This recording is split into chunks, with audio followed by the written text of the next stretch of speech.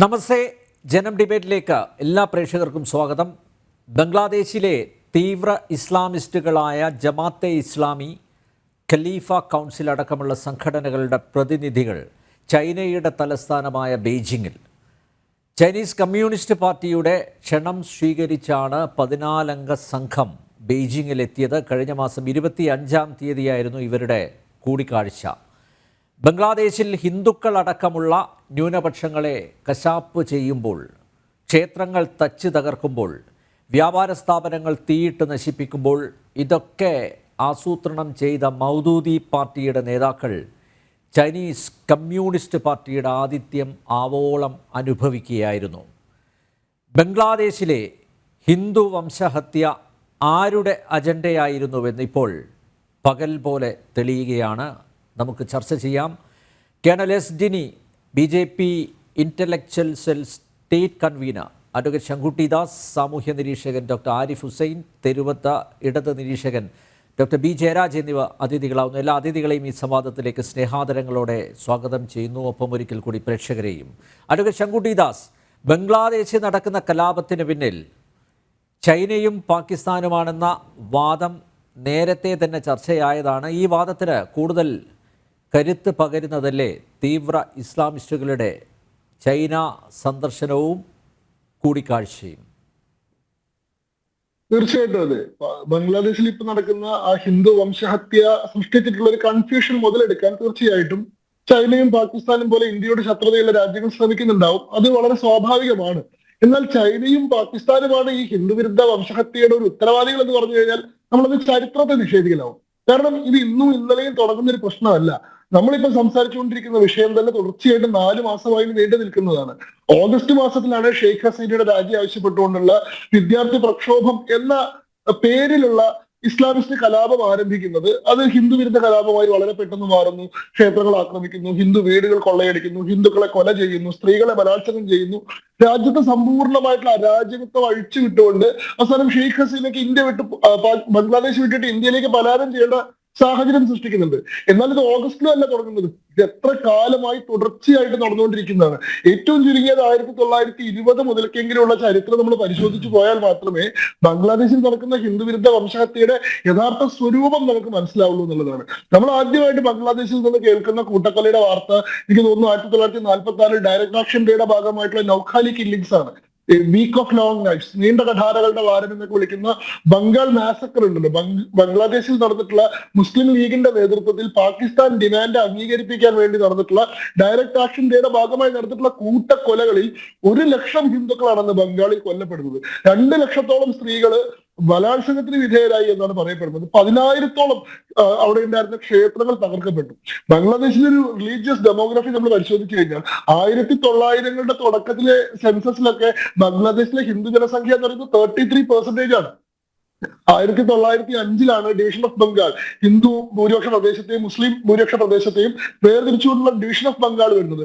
ആ സമയത്ത് സർവേയിൽ മൊത്തം ബംഗാൾ പ്രവിശ്യയിലുള്ള ഹിന്ദു ജനസംഖ്യ 33% ആണ്. 1/3 ഭാഗം ഹിന്ദുക്കളായിരുന്നു. 1941-ൽ ഈ പറയുന്ന ഇന്ത്യ വിഭജനം സംഭവിക്കുന്നതിന് മുൻപ് നടത്തിയിട്ടുള്ള സെൻസസിൽ ബംഗ്ലാദേശ് മേഖലയിൽ, അതായത് അന്നത്തെ ഈസ്റ്റ് പാകിസ്ഥാൻ എന്ന് വിളിക്കപ്പെട്ടിട്ടുള്ള ബംഗ്ലാദേശ് മേഖലയിലുള്ള ഹിന്ദു ജനസംഖ്യ എന്ന് പറയുന്നത് 28%, 28% ആണ്. ആ 28% ഉണ്ടായിരുന്ന ഹിന്ദുക്കള് കാലം കൊണ്ട് ഇപ്പൊ എവിടെ എത്തി നോക്കി നോക്കൂ. 1971-ലെ ഹിന്ദു ജീനോസൈഡ് അവിടെ നടക്കുമ്പോൾ ബംഗ്ലാദേശ് ലിബറേഷൻ വാർ ഒക്കെ നടക്കുന്നുണ്ടല്ലോ. അവസാനം മുക്തി ബാഹിനി എന്ന് പറയുന്ന ഒരു സംഘടനയുടെ നേതൃത്വത്തിൽ ബംഗാളി നാഷണലിസം വാദിക്കുന്ന ആളുകൾ ഈ വെസ്റ്റ് പാകിസ്ഥാന്റെ അതിക്രമത്തിനെതിരെ പ്രതിഷേധം നടത്തുകയും അവിടെ വലിയ കൂട്ടക്കൊലകളും സൈന്യത്തിന്റെ നേതൃത്വത്തിലും റാസാക്കാർമാരുടെ നേതൃത്വത്തിലും കൊലപാതക പരമ്പരകളും ഈ ഓപ്പറേഷൻ സെർച്ച് ലൈറ്റും ധാക്ക യൂണിവേഴ്സിറ്റി മർഡറും ഇങ്ങനെയുള്ള കൊലപാതക പരമ്പരകൾ അരങ്ങേറുന്ന സാഹചര്യമായപ്പോഴേക്കും 1971 ആയപ്പോഴേക്കും ഹിന്ദു ജനസംഖ്യ 14%. അതായത് കേവലം 25 വർഷങ്ങൾ കൊണ്ട് 28% ഉണ്ടായിരുന്ന ഹിന്ദുക്കൾ 14% മാറി ബംഗ്ലാദേശിൽ. അതിനുശേഷം പിന്നീട് മുജീബുർ റഹ്മാന്റെ നേതൃത്വത്തിൽ ഒരു സെക്യുലർ ബംഗ്ലാദേശ് വന്നു. ഷെയ്ഖ് മുജീബുർ റഹ്മാന്റെ നേതൃത്വത്തിൽ പുതിയ ഭരണഘടനയൊക്കെ വന്നു. അവിടെ ഹിന്ദുക്കൾ സംരക്ഷിക്കപ്പെടുമെന്ന് നമ്മളെല്ലാവരും വിശ്വസിച്ചു. പക്ഷെ വളരെ പെട്ടെന്ന് അവിടെ ഇസ്ലാമിക് കൂപ്പ് ഉണ്ടായി. സിയാർ റഹ്മാൻ ഭരണം പിടിച്ചെടുക്കുന്നു, ബംഗ്ലാദേശ് ഇസ്ലാമിക രാജ്യമായി പ്രഖ്യാപിക്കുന്നു. വീണ്ടും ഹിന്ദുക്കളുടെ അവസ്ഥ അത് തന്നെയാണ്.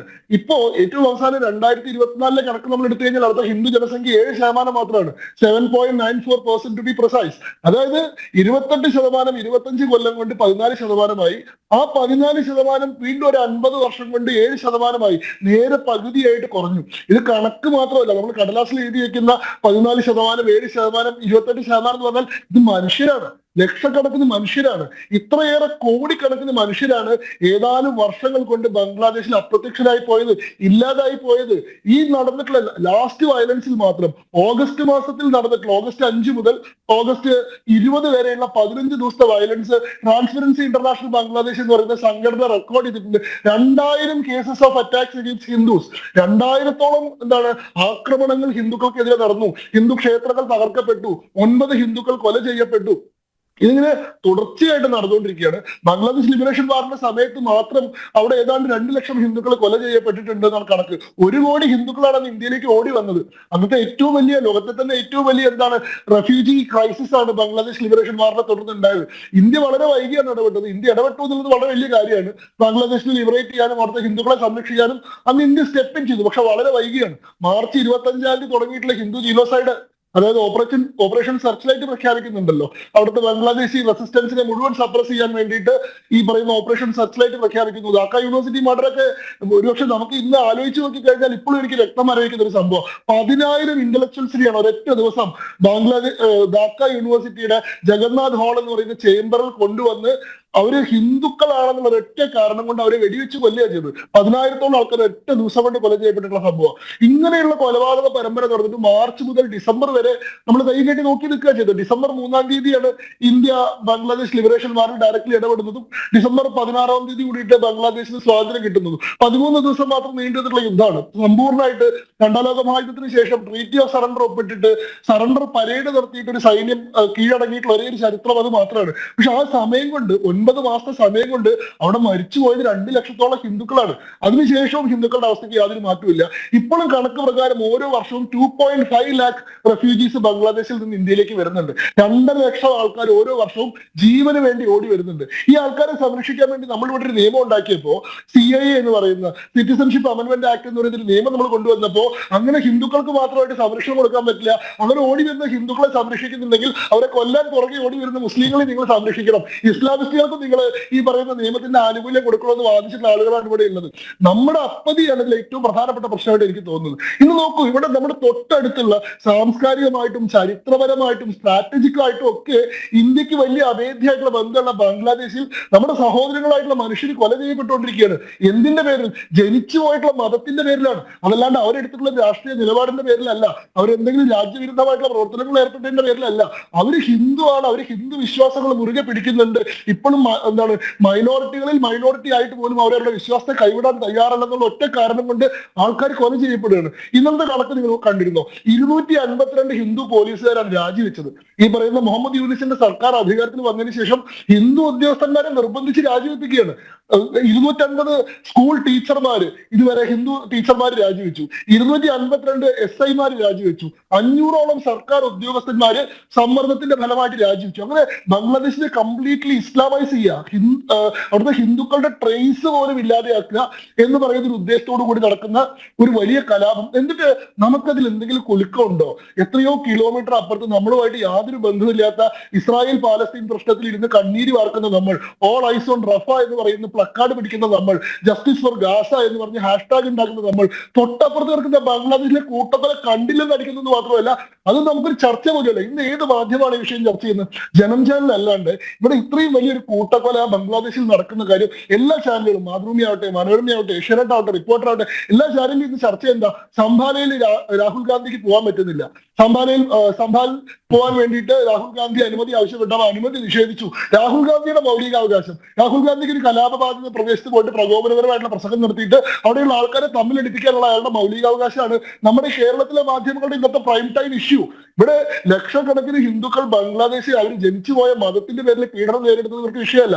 ഏറ്റവും അവസാനം ഇസ്കോണിലെ സ്വാമിയായിട്ടുള്ള ചിന്മയദാസിനെ അവർ ചിത്തഗോങ് എയർപോർട്ടിൽ വെച്ച് അറസ്റ്റ് ചെയ്തു. അദ്ദേഹത്തിന് വേണ്ടി ഹാജരാവാൻ ഒരു വക്കീൽ പോലും തയ്യാറാവുന്നില്ല.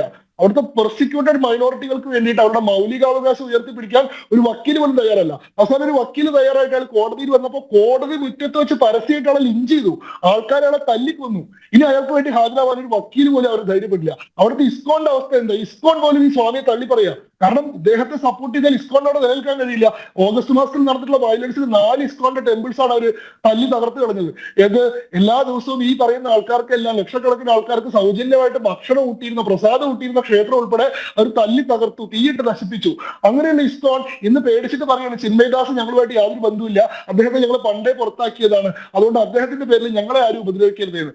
ഇന്ന് ബംഗാളിലുള്ള ഇസ്കോന്റെ സംഘടന അവിടുത്തെ ബംഗ്ലാദേശി ഹിന്ദുക്കളോട് പരസ്യമായിട്ട് ആഹ്വാനം ചെയ്യാണ്, നിങ്ങൾ തിലകം ധരിക്കരുത്, നിങ്ങൾ കയ്യിൽ ചരട് കെട്ടരുത്, നിങ്ങൾ സാഫ്രൻ വസ്ത്രങ്ങൾ ധരിക്കരുത്, നിങ്ങൾ രഹസ്യമായിട്ട് നിങ്ങളുടെ വിശ്വാസങ്ങൾ നിലനിർത്തണം, ഡിസ്ക്രീറ്റ്ലി നിങ്ങളുടെ ഫെയ്ത്തും നിങ്ങളുടെ ബിലീഫ്സും എല്ലാം ഫോളോ ചെയ്യണം, ഹിന്ദു ആണെന്ന് ഒരു കാരണവശാലും നിങ്ങൾ പിടികൊടുക്കരുത് എന്ന് അങ്ങനെ പറയേണ്ട അവസ്ഥ വരുന്നു. എന്നിട്ട് നമ്മുടെ മാധ്യമങ്ങൾക്ക് അത് പ്രശ്നമല്ലെങ്കിൽ, അവിടെ ഹിന്ദുവായി ജീവിക്കാൻ സാധിക്കാത്തൊരു പ്രശ്നം ബംഗ്ലാദേശിൽ നിൽക്കുമ്പോൾ ഇതൊന്നും ഈ ആംഗിൾ ഒന്നും വിഷയമാക്കാൻ, ചർച്ച ചെയ്യാൻ ഇസ്രായേലിന്റെയും പാലസ്തീന്റെയും ലക്ഷദ്വീപിന്റെയും കാര്യം പറയുന്ന ആൾക്കാർ, ലക്ഷദ്വീപിലെ തെങ്ങിന് കാവി പെയിന്റ് അടിച്ചപ്പോ ഹിന്ദുത്വ ഭീകരത വരുന്നതെന്ന് പറഞ്ഞ് കരഞ്ഞിരുന്ന ആൾക്കാർക്ക് ഈ തൊട്ടടുത്തുള്ള മനുഷ്യന്മാരുടെ നിലവിളി അവരുടെ ചെവിയിൽ പോലും പതിയുന്നില്ല എന്നുള്ളതാണ് എന്നെ സംബന്ധിച്ചിടത്തോളം ഏറ്റവും ആശങ്ക ഉണ്ടാക്കുന്ന സംഭവം. തീർച്ചയായിട്ടും ഈ പറയുന്ന കലാപം അമേരിക്കയുടെ ഒരു പാവഭരണം കൊണ്ടാണ് മുഹമ്മദ് യൂനിസിന്റെ നേതൃത്വത്തിൽ വന്നിട്ടുള്ളത്. മുഹമ്മദ് യൂനിസ് ഏതെങ്കിലും നിലയിൽ അങ്ങനെ ബംഗ്ലാദേശിലെ പബ്ലിക് റെപ്രസെന്റേറ്റീവ് അല്ല, പൊതുജനങ്ങളുടെ എല്ലാം വലിയ പിന്തുണയുള്ള ഒരാളല്ല.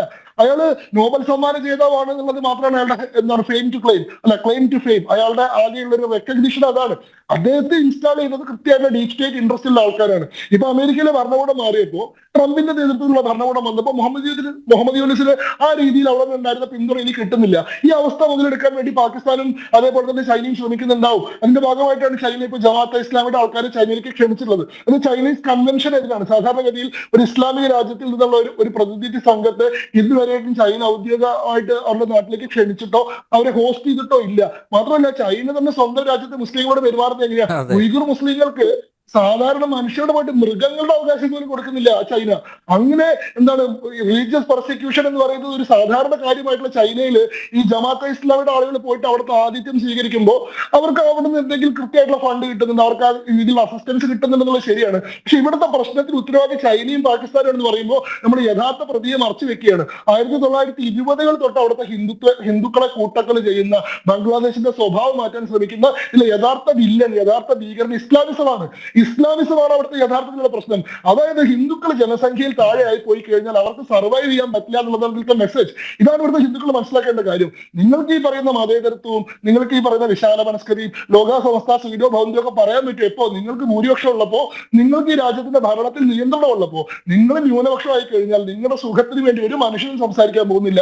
ബംഗ്ലാദേശിലെ ഹിന്ദുക്കളുടെ അവസ്ഥയാണ് നിങ്ങൾക്ക് ഓരോരുത്തർക്കും വരാൻ പോകുന്നത് എന്നുള്ളൊരു തിരിച്ചറിവ് ഉണ്ടാവാനെങ്കിലും ഈ സന്ദർഭം ഉതകട്ടെ എന്ന് മാത്രമാണ് ഈ സമയത്തുള്ള എന്റെ പ്രാർത്ഥന. യെസ്, തീർച്ചയായും ഇസ്ലാമിക ഭീകരത തന്നെയാണ് അവിടെ നടമാടുന്നത്.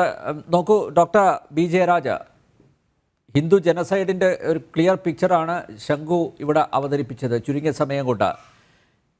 നിങ്ങൾക്ക് ചങ്കിലെ ചൈനയാണ്, പക്ഷേ ഞങ്ങൾ ദേശസ്നേഹികൾക്ക് ചൈന ചതിയനാണ്. ജമാഅത്തെ ഇസ്ലാമി, ഖലീഫ കൗൺസിൽ, ഖലീഫ മൂവ്മെൻറ്റ്, ഇസ്ലാമിക് ഓർഡർ എന്നീ സംഘടനകളുടെ 14 അംഗ പ്രതിനിധി സംഘമാണ് ബീജിങ്ങിലെത്തിയത്. ചരിത്രത്തിൽ ആദ്യമായാണ് ചൈനീസ് കമ്മ്യൂണിസ്റ്റ് പാർട്ടി ഇസ്ലാമിക മതമൗലികവാദ സംഘടനകളെ ബീജിങ്ങിലേക്ക് ക്ഷണിക്കുന്നത്.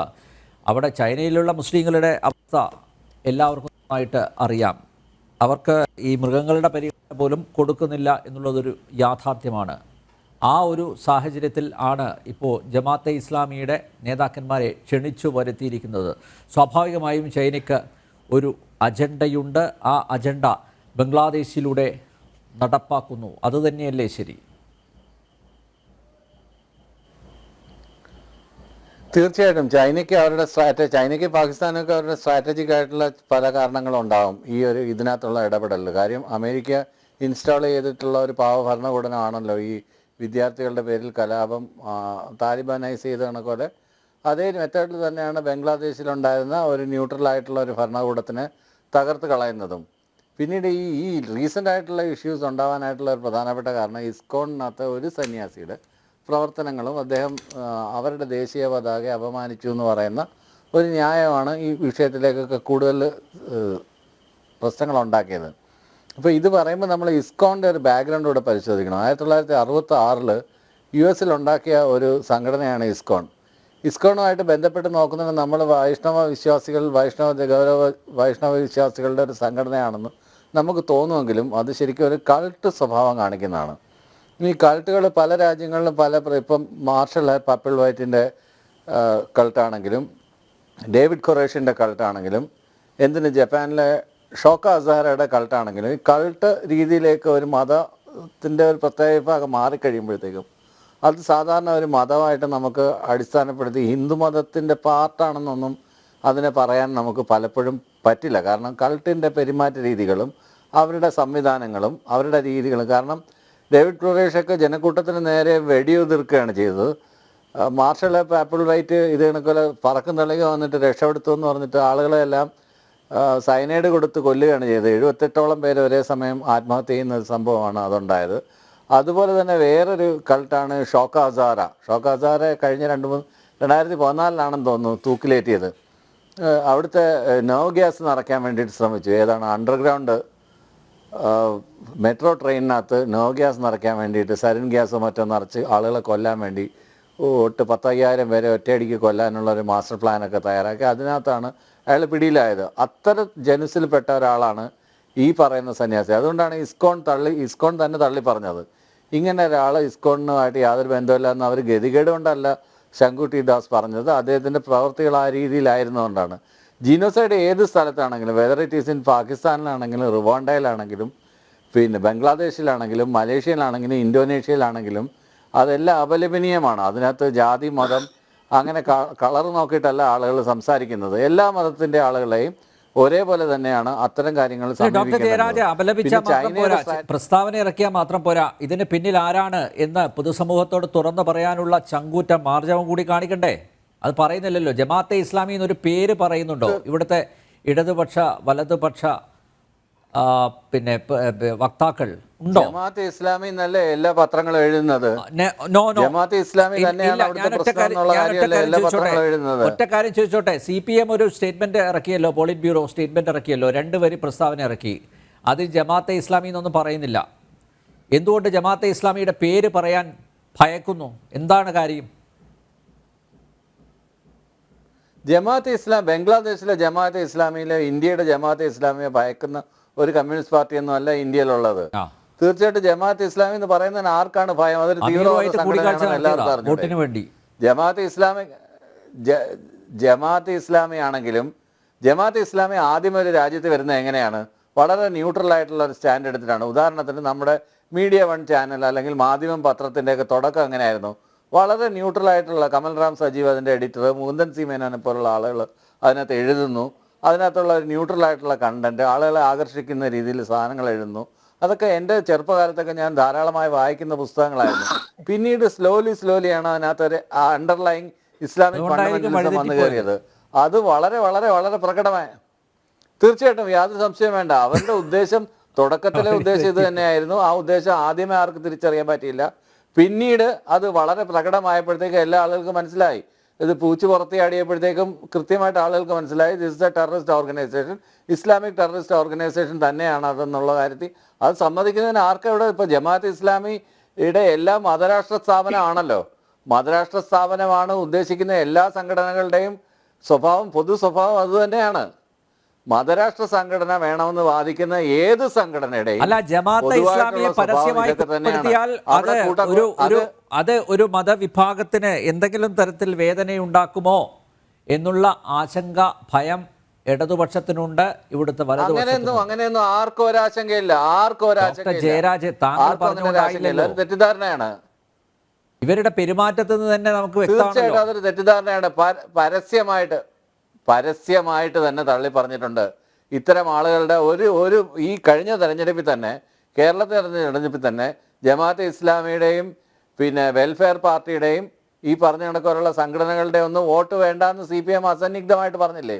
CPM മാത്രം, LDF മാത്രമല്ലേ അത് പറഞ്ഞത്? വേറെ ആരെങ്കിലും പറഞ്ഞിരുന്നോ? കോൺഗ്രസ്സുകാരെങ്കിലും പറഞ്ഞിരുന്നോ?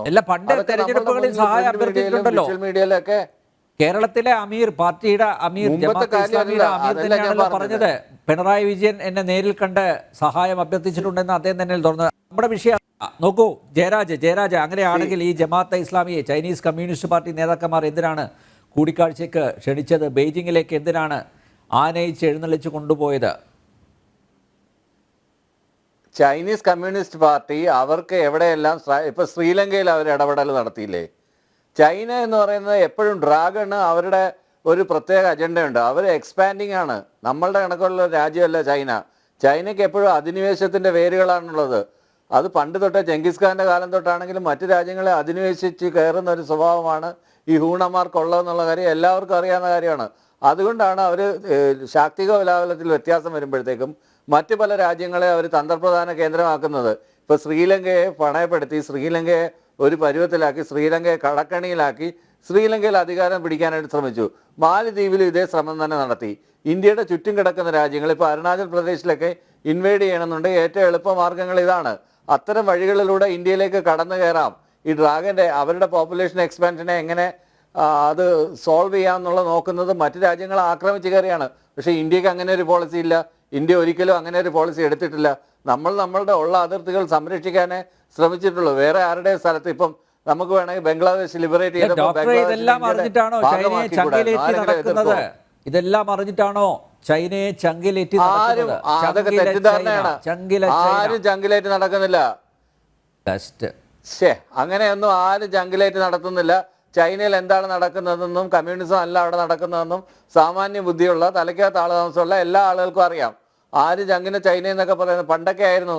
റഷ്യയിലും ചൈനയിലും മഴ പെയ്താൽ ഇവിടെ കുട പിടിക്കുന്ന ആളുകളുണ്ടായിരുന്നു. ഇപ്പോൾ സ്ഥിതിഗതികൾ മാറിപ്പോയി. ആളുകൾ വസ്തുനിഷ്ഠമായിട്ട് വിലയിരുത്താൻ തുടങ്ങി. അവിടെ കമ്മ്യൂണിസം അല്ല നടക്കുന്നത്. കമ്മ്യൂണിസത്തിന്റെ പേരിൽ മറ്റെന്താണ് നടക്കുന്നത്? കൃത്യമായിട്ട് ഫണ്ട് കിട്ടുന്നുണ്ട്. ഈ സ്നേഹോപഹാരങ്ങൾ അങ്ങനെയാണ് കേന്ദ്ര ഗവൺമെന്റിലെ കേന്ദ്ര ഗവൺമെന്റിലെ ഫണ്ട് കിട്ടുവാണെങ്കിൽ ഇവിടെ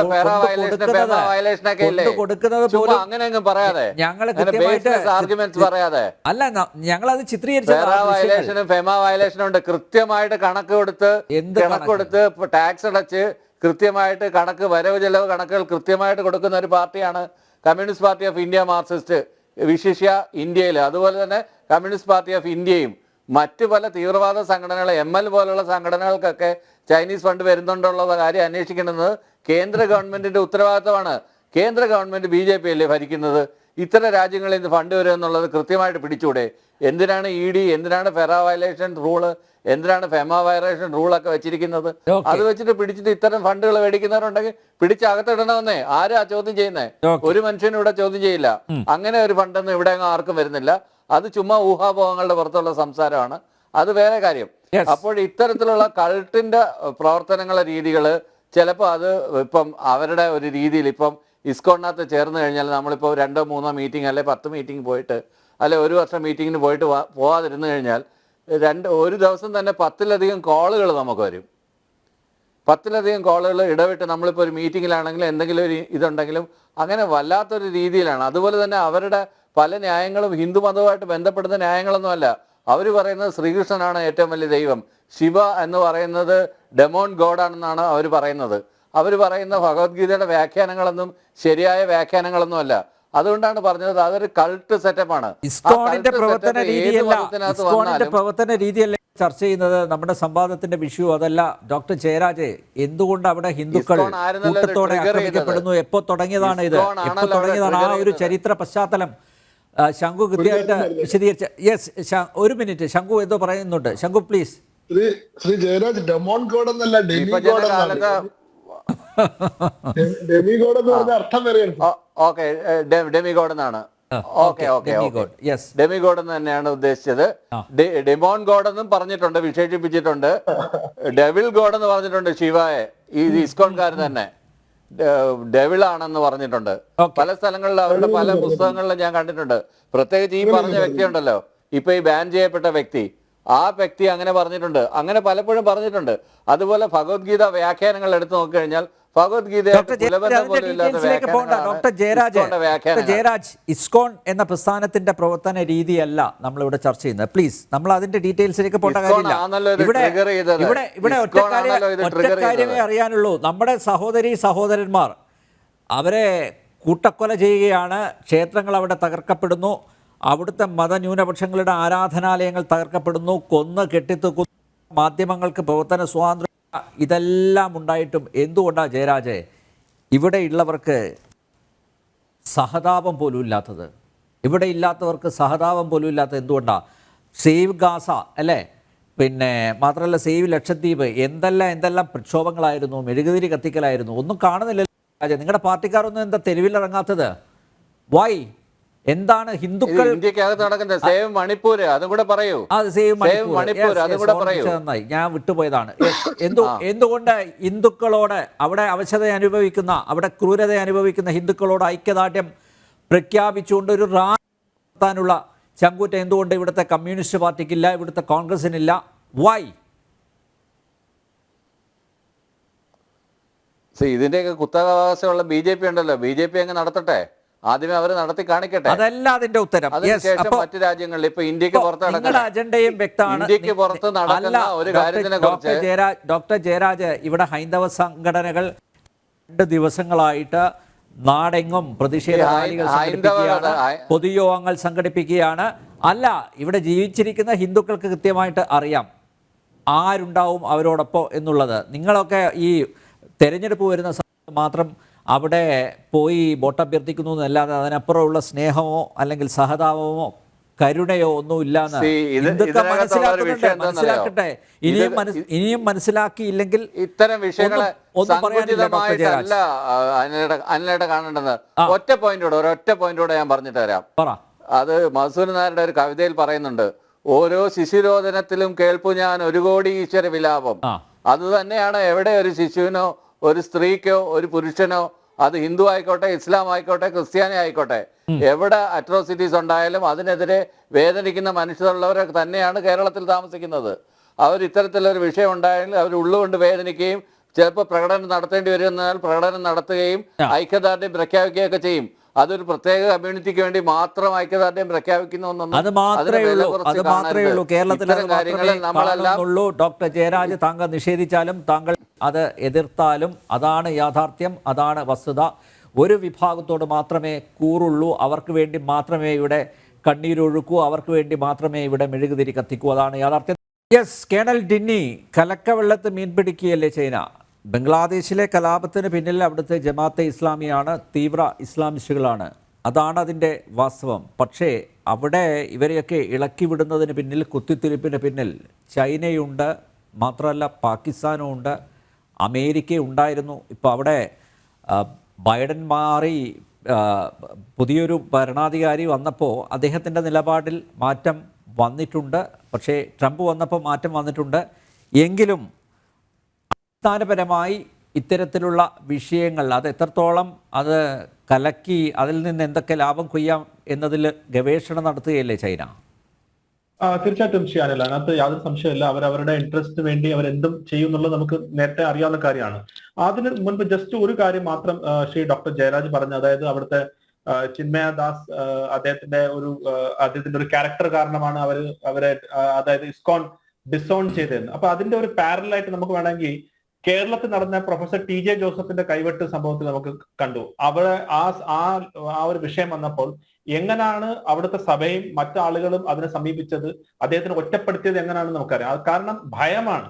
ആ ഭയമാണ് ഈ ആളുകളെ കൊണ്ട് ഓരോന്ന് ചെയ്യിപ്പിക്കുന്നത്. അപ്പൊ അതിന്റെ ഒരു സെയിം ഒരു രീതി തന്നെയാണ് ചിന്മയദാസിനും അവിടെ അനുഭവിക്കുന്നത്. അല്ലാതെ അദ്ദേഹം ഒരു വില്ലനോ അല്ലെങ്കിൽ അദ്ദേഹം ഒരു ടെററിസ്റ്റ് ആയതുകൊണ്ടല്ല. അപ്പൊ അത് ഒരു കാര്യം ജസ്റ്റ് ഞാൻ പറഞ്ഞതേ. കമ്മിങ് ബാക്ക് ടു യുവർ അങ്ങയുടെ ക്വസ്റ്റ്യനിലേക്ക് വരുന്നത്, തീർച്ചയായിട്ടും ചൈനയെ നമുക്ക് നേരത്തെ ഡോക്ടർ ജയരാജ് പറഞ്ഞത് അതിനകത്ത് ഞാൻ യോജിക്കുന്നുണ്ട്.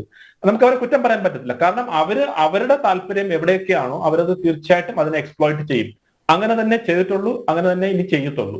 കാരണം ഇപ്പൊ തന്നെ ബംഗ്ലാദേശിൽ തന്നെ ഈ ഷെയ്ഖ് ഹസീനയുമായിട്ട് ഏറ്റവും കൂടുതൽ അടുപ്പം ഉണ്ടായിരുന്ന ഒരു രാജ്യമായിരുന്നു ചൈന. ഭാരതമായിട്ട് അടുപ്പമുണ്ടായിരുന്നു, പക്ഷെ ചൈനയായിട്ട് വളരെ ക്ലോസ് ആയിരുന്നു അവർ. ഇൻഫാക്ട് അവരുടെ അവസാനത്തെ യാത്ര ഈ വർഷം പോയപ്പോഴാണ് ഒരു അകൽച്ച എന്നുള്ള രീതിയിലേക്ക് ചൈനയുമായിട്ട് ഒരു തോന്നൽ അവർക്ക് ഉണ്ടാവാൻ ഒരു കാരണം. പക്ഷെ എന്നാലും ഷേഖ് ഹസീനയുടെ ഭരണത്തിന് സമയത്ത് ജമാഅത്ത് ഇസ്ലാമിയെ വളരെയേറെ ശക്തമായിട്ട് എതിർത്ത ഒരു കക്ഷിയും കൂടിയാണ് ചൈന. പക്ഷെ ഷേഖ് ഹസീന പോയത് ഉടനെ തന്നെ തിരിച്ച് അവരുടെ നിറം മാറി അവരിപ്പം ജമാഅത്തിന്റെയും മറ്റു അവിടുത്തെ ആളുകളെയുമായിട്ട് സമ്പർക്കം നടത്തുകയും, അതായത് അവിടുത്തെ ambassador, Chinese ambassador in Bangladesh, അവർ പറഞ്ഞ ഏറ്റവും വലിയ വിലപ്പെട്ട പൊളിറ്റിക്കൽ ഓർഗനൈസേഷൻ ആണ് ജമാഅത്ത് എന്നാണ് അദ്ദേഹം സ്റ്റേറ്റ്മെന്റ് കൊടുത്തത്. അത് കഴിഞ്ഞിട്ടാണ് ഈ ഒരു ഗ്രൂപ്പ് ചൈനയിലോട്ട് പോവുകയും, അതിന്റെ അർത്ഥം ക്ലിയർ ആയിട്ട് അവർ ഒരു സ്ട്രാറ്റജി ഉണ്ട്, ഒരു പ്ലാനിംഗ് ഉണ്ട്. അവരുടെ ഒരു ലക്ഷ്യം എന്ന് വെച്ചാൽ എന്താണ്, പാകിസ്ഥാന് എവിടെ ബേസ് കിട്ടുന്നോ അവിടെ ചൈനയ്ക്കും ബേസ് കിട്ടും എന്നുള്ളൊരു തോന്നലാണ്. അതാണ് നമ്മൾ അഫ്ഗാനിസ്ഥാനിൽ കണ്ടിട്ടുള്ളത്, അതാണ് അവർ പാകിസ്ഥാനിലെ ഉള്ളിൽ തന്നെ അവർ ചെയ്യുന്നത്, അതുപോലെ തന്നെ ബംഗ്ലാദേശിലും ചെയ്യുന്നത്. ജമാഅത്തും പാകിസ്ഥാനുമായിട്ട് വളരെ അടുത്ത ഒരു ബന്ധമുണ്ടെന്ന് നമുക്ക് എല്ലാവർക്കും അറിയുന്നതാണ്. അതായത് 1941 തൊട്ടുള്ള ഒരു ചരിത്രം. ഈ ജമാഅത്തെ ഇസ്ലാമി ബംഗ്ലാദേശ് 1971 ബംഗ്ലാദേശിന്റെ ഇൻഡിപെൻഡൻസിന് എതിരായിട്ട് പ്രവർത്തിച്ച ഒരു പാർട്ടിയാണ്, അല്ലെങ്കിൽ ഒരു സംഘടനയാണ്. അവരുടെ ആളുകളെ വളരെ ക്രൂരമായിട്ട് തന്നെ അവരെ ഒരു ഇല്ലാതാക്കാനുള്ള എല്ലാ കാര്യങ്ങളും ചെയ്തതാണ് 71. അതിനകത്ത് 2 ലക്ഷത്തിൽ മുകളിൽ സ്ത്രീകളെ റേപ്പ് ചെയ്യും മറ്റു ചെയ്തതിനൊക്കെ മുൻപന്തിയിൽ നിന്നിട്ടുള്ളതാണ് ജമാഅത്തെ ഇസ്ലാമി ബംഗ്ലാദേശ്. അത് കഴിഞ്ഞ് 71 അവർക്ക് സ്വാതന്ത്ര്യം കിട്ടിയപ്പം അവരെ നിരോധിച്ചു. പക്ഷെ എന്നാലും അവിടുന്ന് ഒരിക്കലും അവരുടെ പ്രവർത്തനത്തിൽ ഒരു കാര്യവും വലിയ രീതിയിൽ മാറ്റം വന്നില്ല. അതാണ് നമ്മൾ നോട്ട് ചെയ്യേണ്ട കാര്യം. കാരണം അത് കഴിഞ്ഞിട്ട് വീണ്ടും ഒരു മിലിറ്ററി റെജീം വന്നു. മിലിറ്ററി റെജീം വന്നപ്പോൾ വീണ്ടും ജമാഅത്ത് ഇസ്ലാമി തിരിച്ചു വന്നു. ഇതേപോലെ തന്നെ ആയിരുന്നു പാകിസ്ഥാനിലും നടന്നത്. പാകിസ്ഥാനിലും ആദ്യം ഭുട്ടോ വന്നപ്പം ഇവരെ ഒതുക്കി നിർത്തിയിരുന്നു. അത് കഴിഞ്ഞിട്ട് സിയാ ഉൽ ഹക്ക് വന്നപ്പോൾ വീണ്ടും അവിടുത്തെ ജമാഅത്തും വന്നു. അപ്പൊ ഞാൻ പറഞ്ഞു വന്നത്, ഒരു മിലിറ്ററി റൂൾ വരുമ്പം എപ്പോഴും ജമാഅത്ത് ആൾക്കാർക്ക് ഒരു പ്രോത്സാഹനം കിട്ടുന്നുണ്ട്. അവിടെ ചൈനയ്ക്കും അതിനുള്ള ഇൻട്രസ്റ്റ് വരുന്നുണ്ട്. ഇപ്പൊ നോക്കൂ, ഈ ഒരു ജമാഅത്തിന്റെ പ്രസൻസ് കാരണം എന്താ പറ്റുന്ന വെച്ച് കഴിഞ്ഞാൽ ഈ വർഷങ്ങളോ 71 തൊട്ടുള്ള ആ റാഡിക്കലൈസേഷൻ അത് ഡീപ്പ് റൂട്ടഡ് ആയിട്ട് താഴെ തട്ടിൽ വരെ പോയിട്ടുണ്ട്. ഞാൻ ഒരു സംഭവം പറയാം ഷിയാനിൽ. അതായത് ഞാൻ യുണൈറ്റഡ് നേഷൻസിൽ കോങ്കോയിൽ ഒരു മിലിറ്ററി ഒബ്സർവർ ആയിട്ട് പോയ സമയത്ത് 2007-2008 സംഭവമാണ്. 2007 നമുക്കറിയാം നമ്മളെ ഇന്ത്യ T20 വേൾഡ് കപ്പ് ജയിച്ച ഒരു വർഷമായിരുന്നു.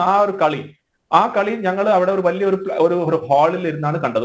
ഒരു വശത്ത് പാകിസ്ഥാനി ഓഫീസേഴ്സും ഒരു വശത്ത് ഇന്ത്യൻ ഓഫീസേഴ്സും, അതിന്റെ സെന്ററിൽ സൗത്ത് ആഫ്രിക്കൻ, ബംഗ്ലാദേശി അങ്ങനെ എല്ലാവരും ഉണ്ട്. ആ കളി ഓർക്കുന്നവർക്ക് അറിയാം, അത് വളരെ ഒരു ടഫ് ആയിട്ടുള്ള ഒരു കളിയായിരുന്നു. ചിലപ്പോൾ ഇന്ത്യ ജയിക്കും, ചിലപ്പോൾ ബംഗ്ലാദേശ് ജയിക്കും എന്നൊക്കെ ഉള്ള രീതിയിലേക്കുള്ളത്. അവസാനം എനിക്ക് തോന്നുന്നു സന്ദീപ് ശർമ്മയുടെ ബോളിൽ മിസ്ബാ ഉൽ ഹക്ക് അടിക്കുകയും ശ്രീശാന്ത് ക്യാച്ച് ചെയ്ത് നമ്മൾ ജയിക്കുമായിരുന്നു. അപ്പൊ അത് ജയിച്ചു കടന്ന് നമ്മളെല്ലാം വളരെ നല്ലൊരു സന്തോഷ പ്രകടനം. അതുപോലെ തന്നെ പാകിസ്ഥാനി ഓഫീസേഴ്സ് അവർ വന്ന് ഷേക്ക് ഹാൻഡും മറ്റു കാര്യങ്ങളൊക്കെ ചെയ്തു.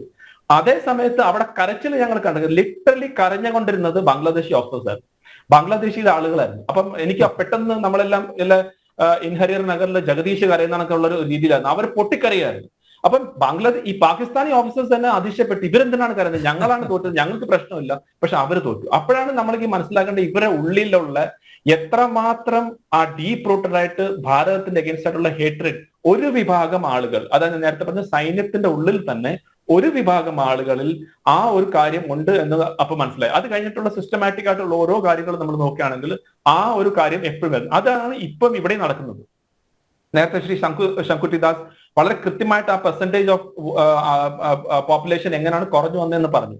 അതിന്റെ ഒരു കാരണം എന്ന് പറഞ്ഞാൽ ഒരു സ്റ്റേറ്റ് മെഷീനറി ഇത് നിർത്താനുള്ള രീതിയിലേക്ക് ഇല്ല. അവിടെ പോലീസ് ഫോഴ്സ് ഡിസ്ഫങ്ഷനിലാണ് ഒന്നും ചെയ്യുന്നത്. അതുപോലെ തന്നെ ഒരു സ്റ്റേറ്റിന്റെ ഏറ്റവും ലാസ്റ്റ് ഇൻസ്ട്രുമെന്റ് പറഞ്ഞാൽ ആർമിയാണ്.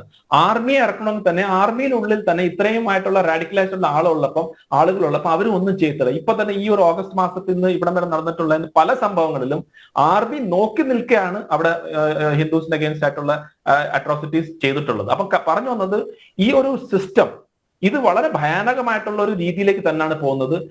ഇപ്പൊ ഒരു 7.94% അല്ലെങ്കിൽ 84% ഓഫ് പോപ്പുലേഷൻ ആണെങ്കിൽ ഇനി ഒരു 10 വർഷം ഇതേപോലെ ജമാഅത്ത് ഇസ്ലാമി അതുപോലെ തന്നെ ഇങ്ങനത്തെ ഒരു നോൺ സെക്യുലർ നോൺ ഡെമോക്രാറ്റിക് ആയിട്ടുള്ള ഒരു ഗവൺമെന്റ് ആണ് ബംഗ്ലാദേശിൽ ഉണ്ടെങ്കിൽ എനിക്ക് തോന്നുന്നു 71 ഒരു റിപ്പീറ്റേഷൻ ആയിട്ട് മാറും. പക്ഷെ 71 ധാരാളം പോപ്പുലേഷൻ ആണ് വന്നെങ്കിൽ ഈ 10 വർഷം കൊണ്ട് അവിടെ സംഭവിക്കാൻ പോകുന്നത് വളരെ കുറച്ച് ഹിന്ദുക്കൾ മാത്രമേ അവിടെ നിൽക്കാൻ പോകുന്നുള്ളൂ. കാരണം അത്രമാത്രം അവർക്ക് അവിടെ നിൽക്കാൻ പറ്റാത്ത ഒരു അവസ്ഥയിലേക്ക് മാറും. അതിനുവേണ്ടി ആ ഒരു നമ്മുടെ ഭാരതത്തിന്റെ ഈസ്റ്റേൺ ഫ്ലാങ്ക് അല്ലെങ്കിൽ ഈസ്റ്റേൺ ആ ഒരു ഏരിയയിൽ കറക്റ്റ് ആയിട്ട് ഇൻസ്റ്റബിലിറ്റി കൊണ്ടുവരാൻ പറ്റും എന്നുള്ള ഒരു ചിന്ത ചൈനയ്ക്ക് നേരത്തെ ഉണ്ട്. അതുകൊണ്ടാണ് ഷേഖ് ഹസീന വന്ന സമയത്ത് പോലും അവർ വളരെ രീതിയിൽ ചൈനയായിട്ട് അടുപ്പം ഉണ്ടെങ്കിൽ തന്നെയും ബംഗ്ലാദേശിന്റെ ഉള്ളിലുള്ള എല്ലാ ടെററിസ്റ്റ് ക്യാമ്പിനെയും അവർ നിർത്തിപ്പിച്ചു. കാരണം പണ്ട് നടക്കുന്ന ആസാം, ത്രിപുര ഈ ബോർഡേഴ്സിലൊക്കെ അവിടെ നിന്ന് ഈ തീവ്രവാദികൾ എന്തെങ്കിലും പ്രഷർ വരുമ്പോൾ അവർ നേരെ ബംഗ്ലാദേശിൽ വരുമായിരുന്നു. ബംഗ്ലാദേശിൽ അവിടെ നിൽക്കും, വീണ്ടും എന്തെങ്കിലും ചെയ്യണമെങ്കിൽ വീണ്ടും ബംഗ്ലാദേശിൽ വരുമായിരുന്നു. അത് ഷെയ്ഖ് ഹസീന കംപ്ലീറ്റ് ആയിട്ട് അങ്ങ് സ്റ്റോപ്പ് ചെയ്യിപ്പിച്ചു. അതുകൊണ്ട് എന്താ വെച്ചാൽ ഇപ്പൊ നമുക്കറിയാം നോർത്ത് ഈസ്റ്റിൽ എത്രമാത്രം ഒരു ശാന്തിയും അല്ലെങ്കിൽ ഡെവലപ്മെന്റ് നടക്കുന്ന അതിന്റെ ഒരു പ്രൈം റീസൺ അവിടുത്തെ ഈ ഒരു ടെററിസത്തിന് നിർത്താൻ സാധിച്ചു എന്നുള്ളതാണ്. അവിടെയും ചൈനയുടെ റോൾ എല്ലാവർക്കും കൃത്യമായിട്ട് അറിയാം. എങ്ങനെയാണ് അവിടെ ഫണ്ടിങ് നടക്കുന്നത്, എവിടുന്നാണ് ആംസ് വരുന്നത് എന്നൊക്കെ ഉള്ള വളരെ കൃത്യമായിട്ട് അറിയാം. ഇനി മ്യാൻമാർ നോക്കിക്കഴിഞ്ഞാൽ തന്നെ മ്യാൻമാറിൽ ഓപ്പൺ ആയിട്ടാണ് ചൈനയുടെ ഇൻഫ്ലുവൻസ് അല്ലെങ്കിൽ ചൈനയുടെ റോൾ. അപ്പൊ ആ രീതിയിൽ ചൈനയെ സംബന്ധിച്ചോളം അവരെപ്പോഴും ഭാരതത്തിന് എവിടെയൊക്കെ ട്രബിൾ ചെയ്യാൻ പറ്റും അത് അവരുടെ ഒരു നാഷണൽ ഇൻട്രസ്റ്റ് എന്നുള്ള രീതിയിൽ ഒരു സ്ട്രാറ്റജിക് ഉണ്ട്. ഇനി ഭാരതത്തെ മാത്രമല്ല അവർ ചെയ്യുന്നത്, അത് യു എസിന്റെ ഇലക്ഷൻസിനെ പോലും സ്വാധീനിക്കാൻ പറ്റുന്ന ശ്രമങ്ങൾ വരെ അവർ നടത്താറുണ്ട്. അപ്പൊ അതുകൊണ്ട് അവരെ സംബന്ധിച്ചോളം അവരുടെ ഒരു സ്റ്റേറ്റ് പോളിസിയാണ്, അവരുടെ ഏത് രീതിയിൽ എന്തും ചെയ്യാനുള്ള ഒരു പ്രവണത അവർക്കുണ്ട്. അതിന്റെ തന്നെ ഒരു ഭാഗമായിട്ടാണ് ഇവിടെ ബംഗ്ലാദേശിൽ കൃത്യമായിട്ട് പാകിസ്ഥാനെ ഉപയോഗിച്ചുകൊണ്ട്, പാകിസ്ഥാന്റെ ISI ഉപയോഗിച്ചുകൊണ്ട്, പാകിസ്ഥാന്റെ ISI ജമാഅത്തിനെ ഉപയോഗിച്ചുകൊണ്ട് ഭാരതത്തിന്റെ അഗേൻസ്റ്റ് ആയിട്ടും ഹിന്ദുസിന്റെ അഗേൻസ്റ്റ് ആയിട്ടും അവിടെ ഇപ്പൊ നടക്കുന്ന ഈ ആക്രമണം അവര് കൃത്യമായിട്ടുള്ള ഒരു പ്ലാനിങ് ഉണ്ടെന്ന് യാതൊരു സംശയമില്ല. ഡോക്ടർ ആരിഫ്, മുല്ലാക്കന്മാരെല്ലാം കൂടും കുടുക്കി എടുത്തിട്ട് ചൈനയിലേക്ക് പോയിരിക്കുക. ഈ കഴിഞ്ഞ മാസം 25-നാണ് ആചാര്യ ചിന്മയ കൃഷ്ണദാസ് പ്രഭുവിനെ കസ്റ്റഡിയിലെടുത്തത് എയർപോർട്ടിൽ നിന്ന്. അന്ന് തന്നെ ധാക്കയിൽ ചൈനീസ് എംബസി ജമാഅത്തെ ഇസ്ലാമി നേതാക്കൾക്ക് വിരുന്ന് സൽക്കാരം നൽകിയിരുന്നു.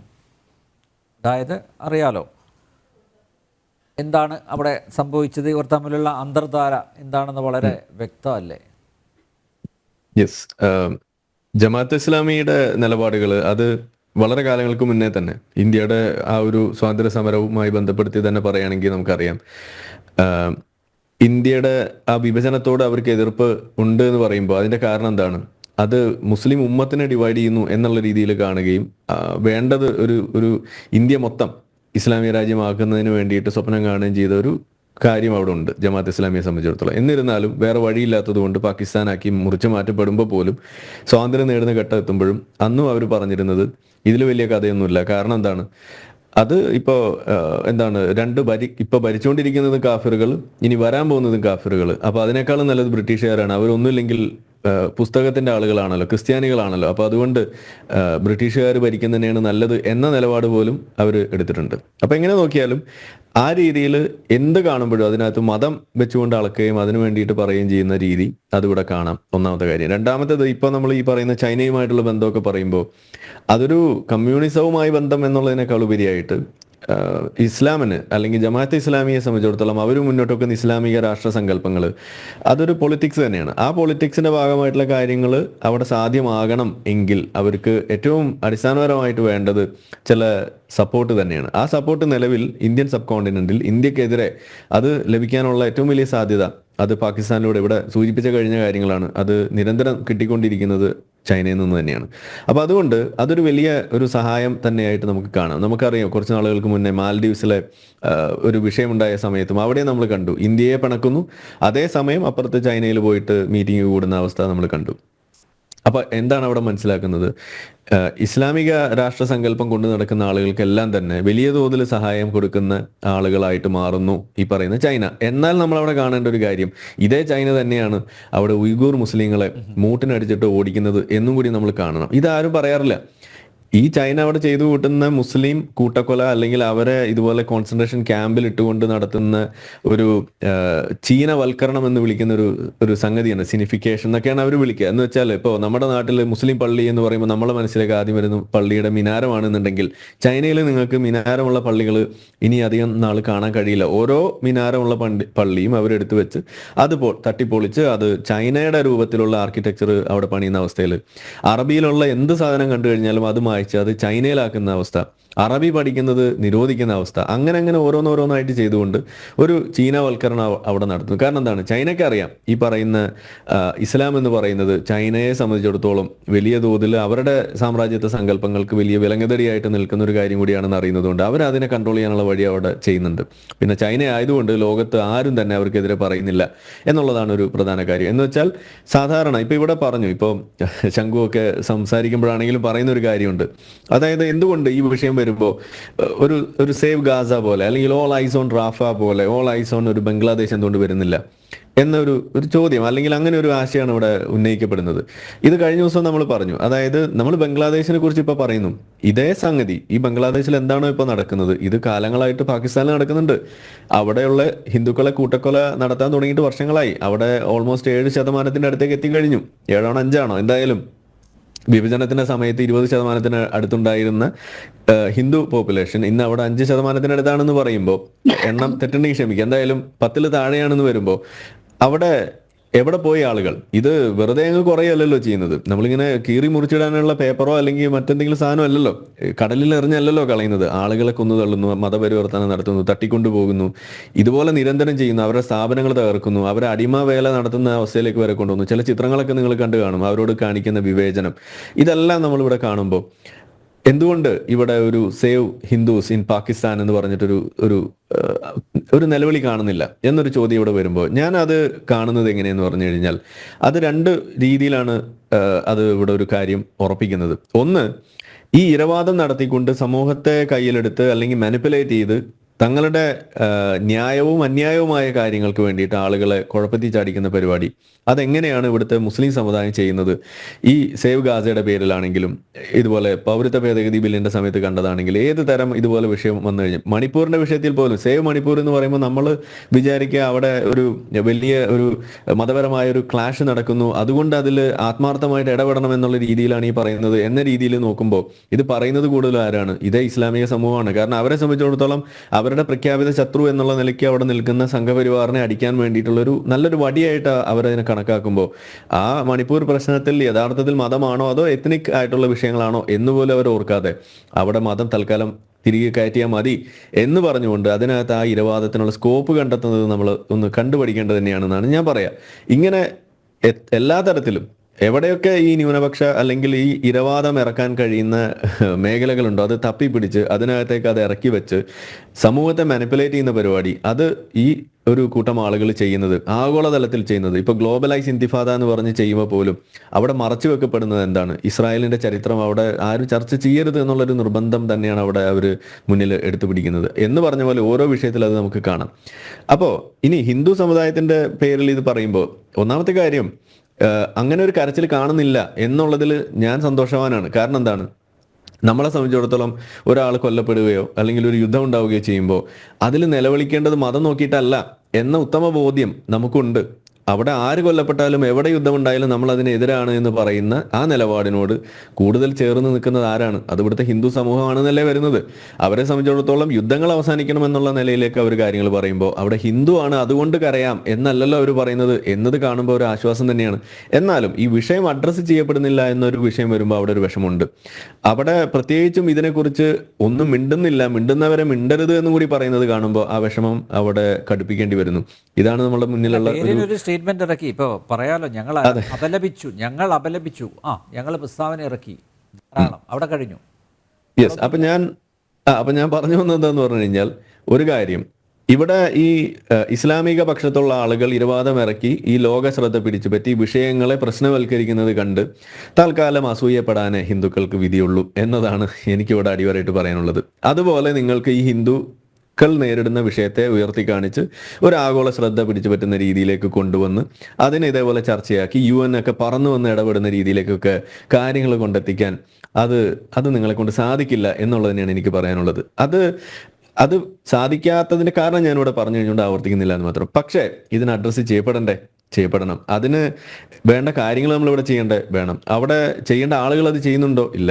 അവിടെയാണ് നമ്മളുടെ ചർച്ച കൊണ്ടുപോകേണ്ടതെന്നാണ് എൻ്റെ ഒരു അഭിപ്രായം. ഏതായാലും ഈ ഒരു ഇരവാദങ്ങൾ അതിപ്പോൾ ന്യൂനപക്ഷത്തിന്റെ ഇരവാദമായാലും ഭൂരിപക്ഷത്തിന്റെ ഇരവാദമായാലും അത് നമ്മൾ പ്രോത്സാഹിപ്പിക്കരുത് തന്നെയാണ് ഞാൻ പറയാം. അതുകൊണ്ട് അതിനോട് യോജിപ്പില്ല. പക്ഷേ ഈ വിഷയം അഡ്രസ്സ് ചെയ്യപ്പെടുന്നില്ല എന്നത് ആവർത്തിച്ച് പറയുന്നു.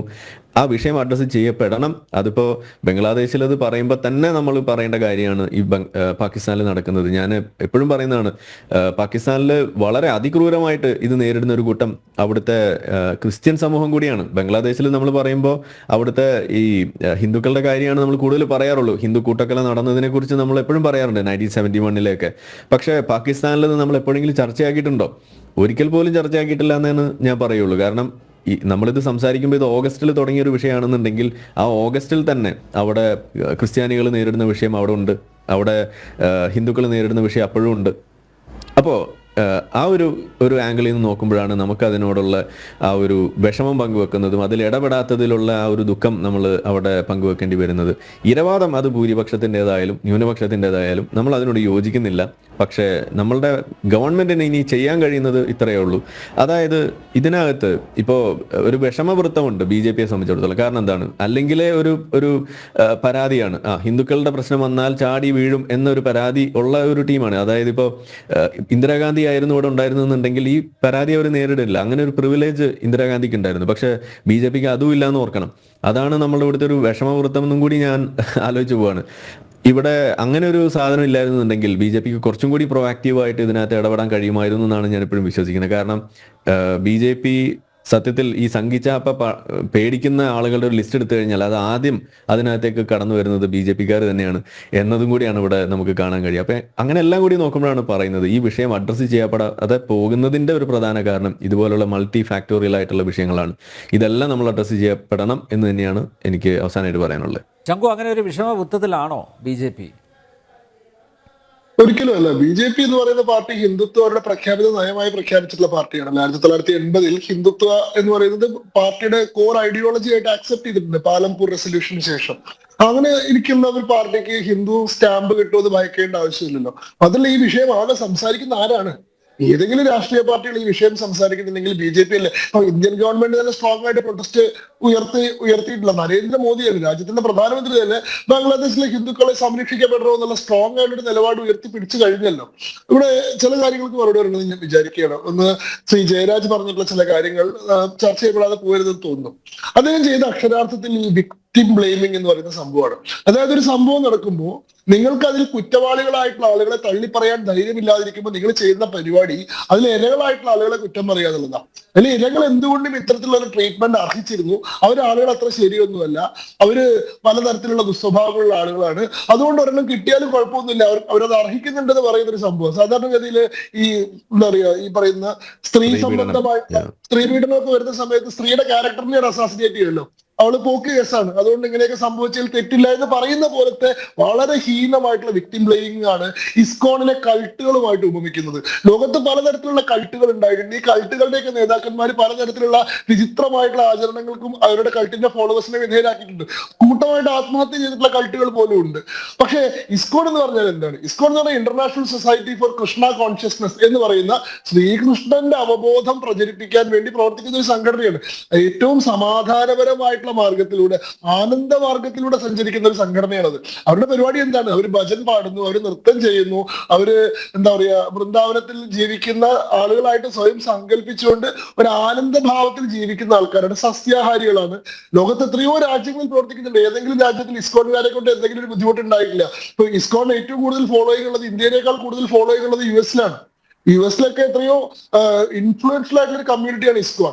ഇവിടെ ബംഗ്ലാദേശിൽ ഇവർ ആക്രമിക്കപ്പെടുന്നത് ഇസ്കോണിന്റെ കൾട്ടായിട്ടുള്ള ബിലീഫ് സിസ്റ്റം എന്താണ് ബംഗ്ലാദേശിന്റെ നാഷണൽ സെക്യൂരിറ്റിക്ക് ഏതെങ്കിലും രീതിയിൽ ഭീഷണി ഉയർത്തുന്നതുകൊണ്ടൊന്നും അല്ല.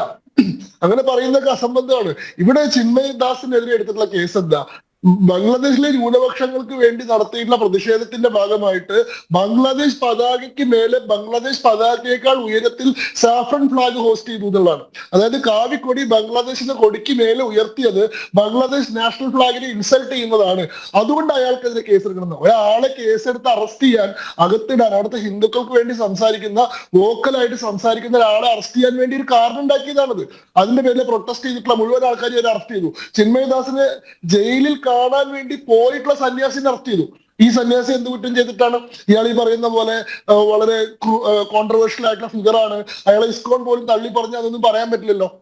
അവിടെ അദ്ദേഹം അറസ്റ്റ് ചെയ്യപ്പെടാനുള്ള കാരണം എന്താണെന്ന് വെച്ചാൽ ബംഗ്ലാദേശിൽ ഈ പറയുന്ന മിലിറ്ററി ജുണ്ടയുടെ നേതൃത്വത്തിൽ നടക്കുന്ന ഹിന്ദു ജീനോസൈഡിനെ എതിർത്ത് സംസാരിക്കാൻ അവിടെ ബംഗ്ലാദേശിലെ ഹിന്ദുക്കളുടെ വോയിസ് ആയിട്ട് നിൽക്കുന്ന ഒരാൾ ചിന്മയ് ദാസ് ആണ്. അങ്ങനെയുള്ള ആൾക്കാരെ പിടിച്ച് അകത്തിട്ട് കഴിഞ്ഞാൽ ഒന്ന് അയാളുടെ ശബ്ദം മൂടി വെക്കാൻ സാധിക്കും, രണ്ട് കൂടുതൽ ആളുകൾ അങ്ങനെ പുറത്തു വരാൻ ഭയക്കുന്ന ഒരു സാഹചര്യം സൃഷ്ടിക്കാൻ സാധിക്കും എന്നുള്ളതാണ്. അതല്ലാണ്ട് ഇസ്കോൺ ഇങ്ങനത്തെ ഒരു സംഘടന എന്ന് പറയുന്നതിലൊന്നും അർത്ഥമില്ല. ഇസ്കോൺ ശരിയാണ്, ഇസ്കോൺ ഒരു സ്പെഷ്യൽ റിലീജിയസ് ഡിനോമിനേഷൻ എന്ന് പറയുന്ന സ്റ്റാറ്റസ് അവകാശപ്പെടാവുന്ന ഒരു ഹിന്ദു സംഘടനയാണ്. കാരണം അവര് ശ്രീകൃഷ്ണൻ എന്ന് പറയുന്ന ദൈവത്തെ മാത്രമേ അംഗീകരിക്കുന്നുള്ളൂ. കൃത്യമായി പറഞ്ഞൊരു എബ്രഹാമിക് ഒരു സെമിറ്റിക് സ്ട്രക്ചർ ഫോളോ ചെയ്യുന്ന ഒരു സംവിധാനമാണ് ISKCON. Single God, single text, single prophet എന്ന് പറയുന്ന സംഭവം ഉണ്ടല്ലോ. ഇത് സിംഗിൾ ഗോഡേ ഉള്ളൂ ശ്രീകൃഷ്ണ. ഈ വിഷ്ണു പോലും ശ്രീകൃഷ്ണന്റെ അവതാരമാണെന്നുള്ളതാണ്. അത് ഗർഭോദക്ഷായി വിഷ്ണു, ക്ഷീരോദക്ഷായി വിഷ്ണു എന്നൊക്കെ പറയുന്ന വ്യത്യസ്ത ഭാവങ്ങൾ ഇവരെ സംബന്ധിച്ചിടത്തോളം ഉണ്ട്. സുപ്രീം ഓംനിപൊട്ടൻ ഗോഡ് എന്ന് പറയുന്നത് ശ്രീകൃഷ്ണനാണ്. ബാക്കി എല്ലാവരും ഡെമി ഗോഡ്സ് ആണ്. ഡെമി ഗോഡ് എന്ന് പറഞ്ഞാൽ ഡെമൺ ഗോഡ് അല്ല കേട്ടോ.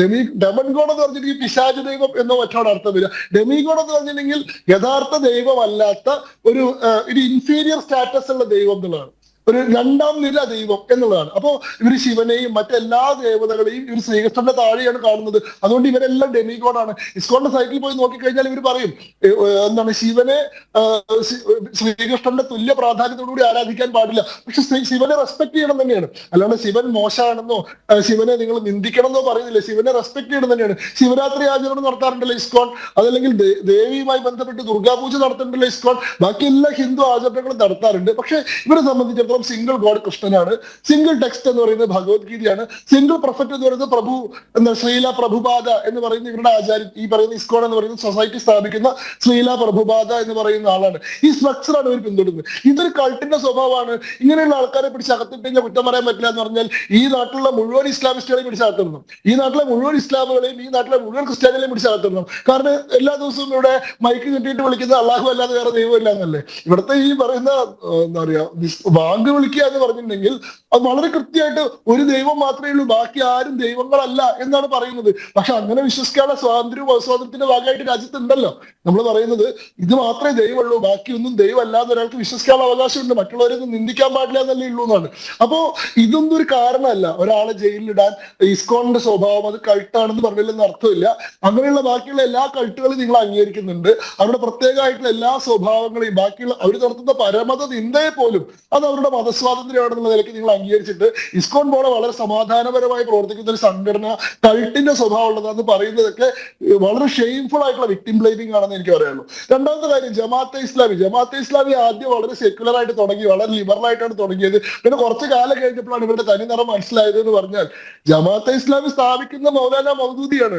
മൗദൂദിയുടെ ആശയം എന്താ? രാജ്യത്തിന്റെ മോചനം ഇസ്ലാമിലൂടെ 1940-കളിൽ തന്നെ മതരാഷ്ട്രവാദം എന്ന് പറയുന്ന വളരെ സ്ട്രോങ് ആയിട്ടുള്ള, വളരെ ഹെയ്റ്റ്ഫുൾ ആയിട്ടുള്ള, വളരെ വെഞ്ചന്റ് ആയിട്ടുള്ള ഒരു തീവ്ര മത നിലപാട് ഉയർത്തിപ്പിടിച്ചിട്ടുണ്ടായിട്ടുള്ള സംഘടനയാണ് ജമാഅത്തെ ഇസ്ലാമി ബംഗ്ലാദേശ് വിഭജന സമയത്ത് 1971 റസാക്കാർ എന്ന് പറയുന്ന പ്രത്യേക, അൽ ബസർ, അൽ ഷബ്ദ് എന്നൊക്കെ പറയുന്ന പ്രത്യേക ഗ്രൂപ്പുകൾ ഉണ്ടായിരുന്നു.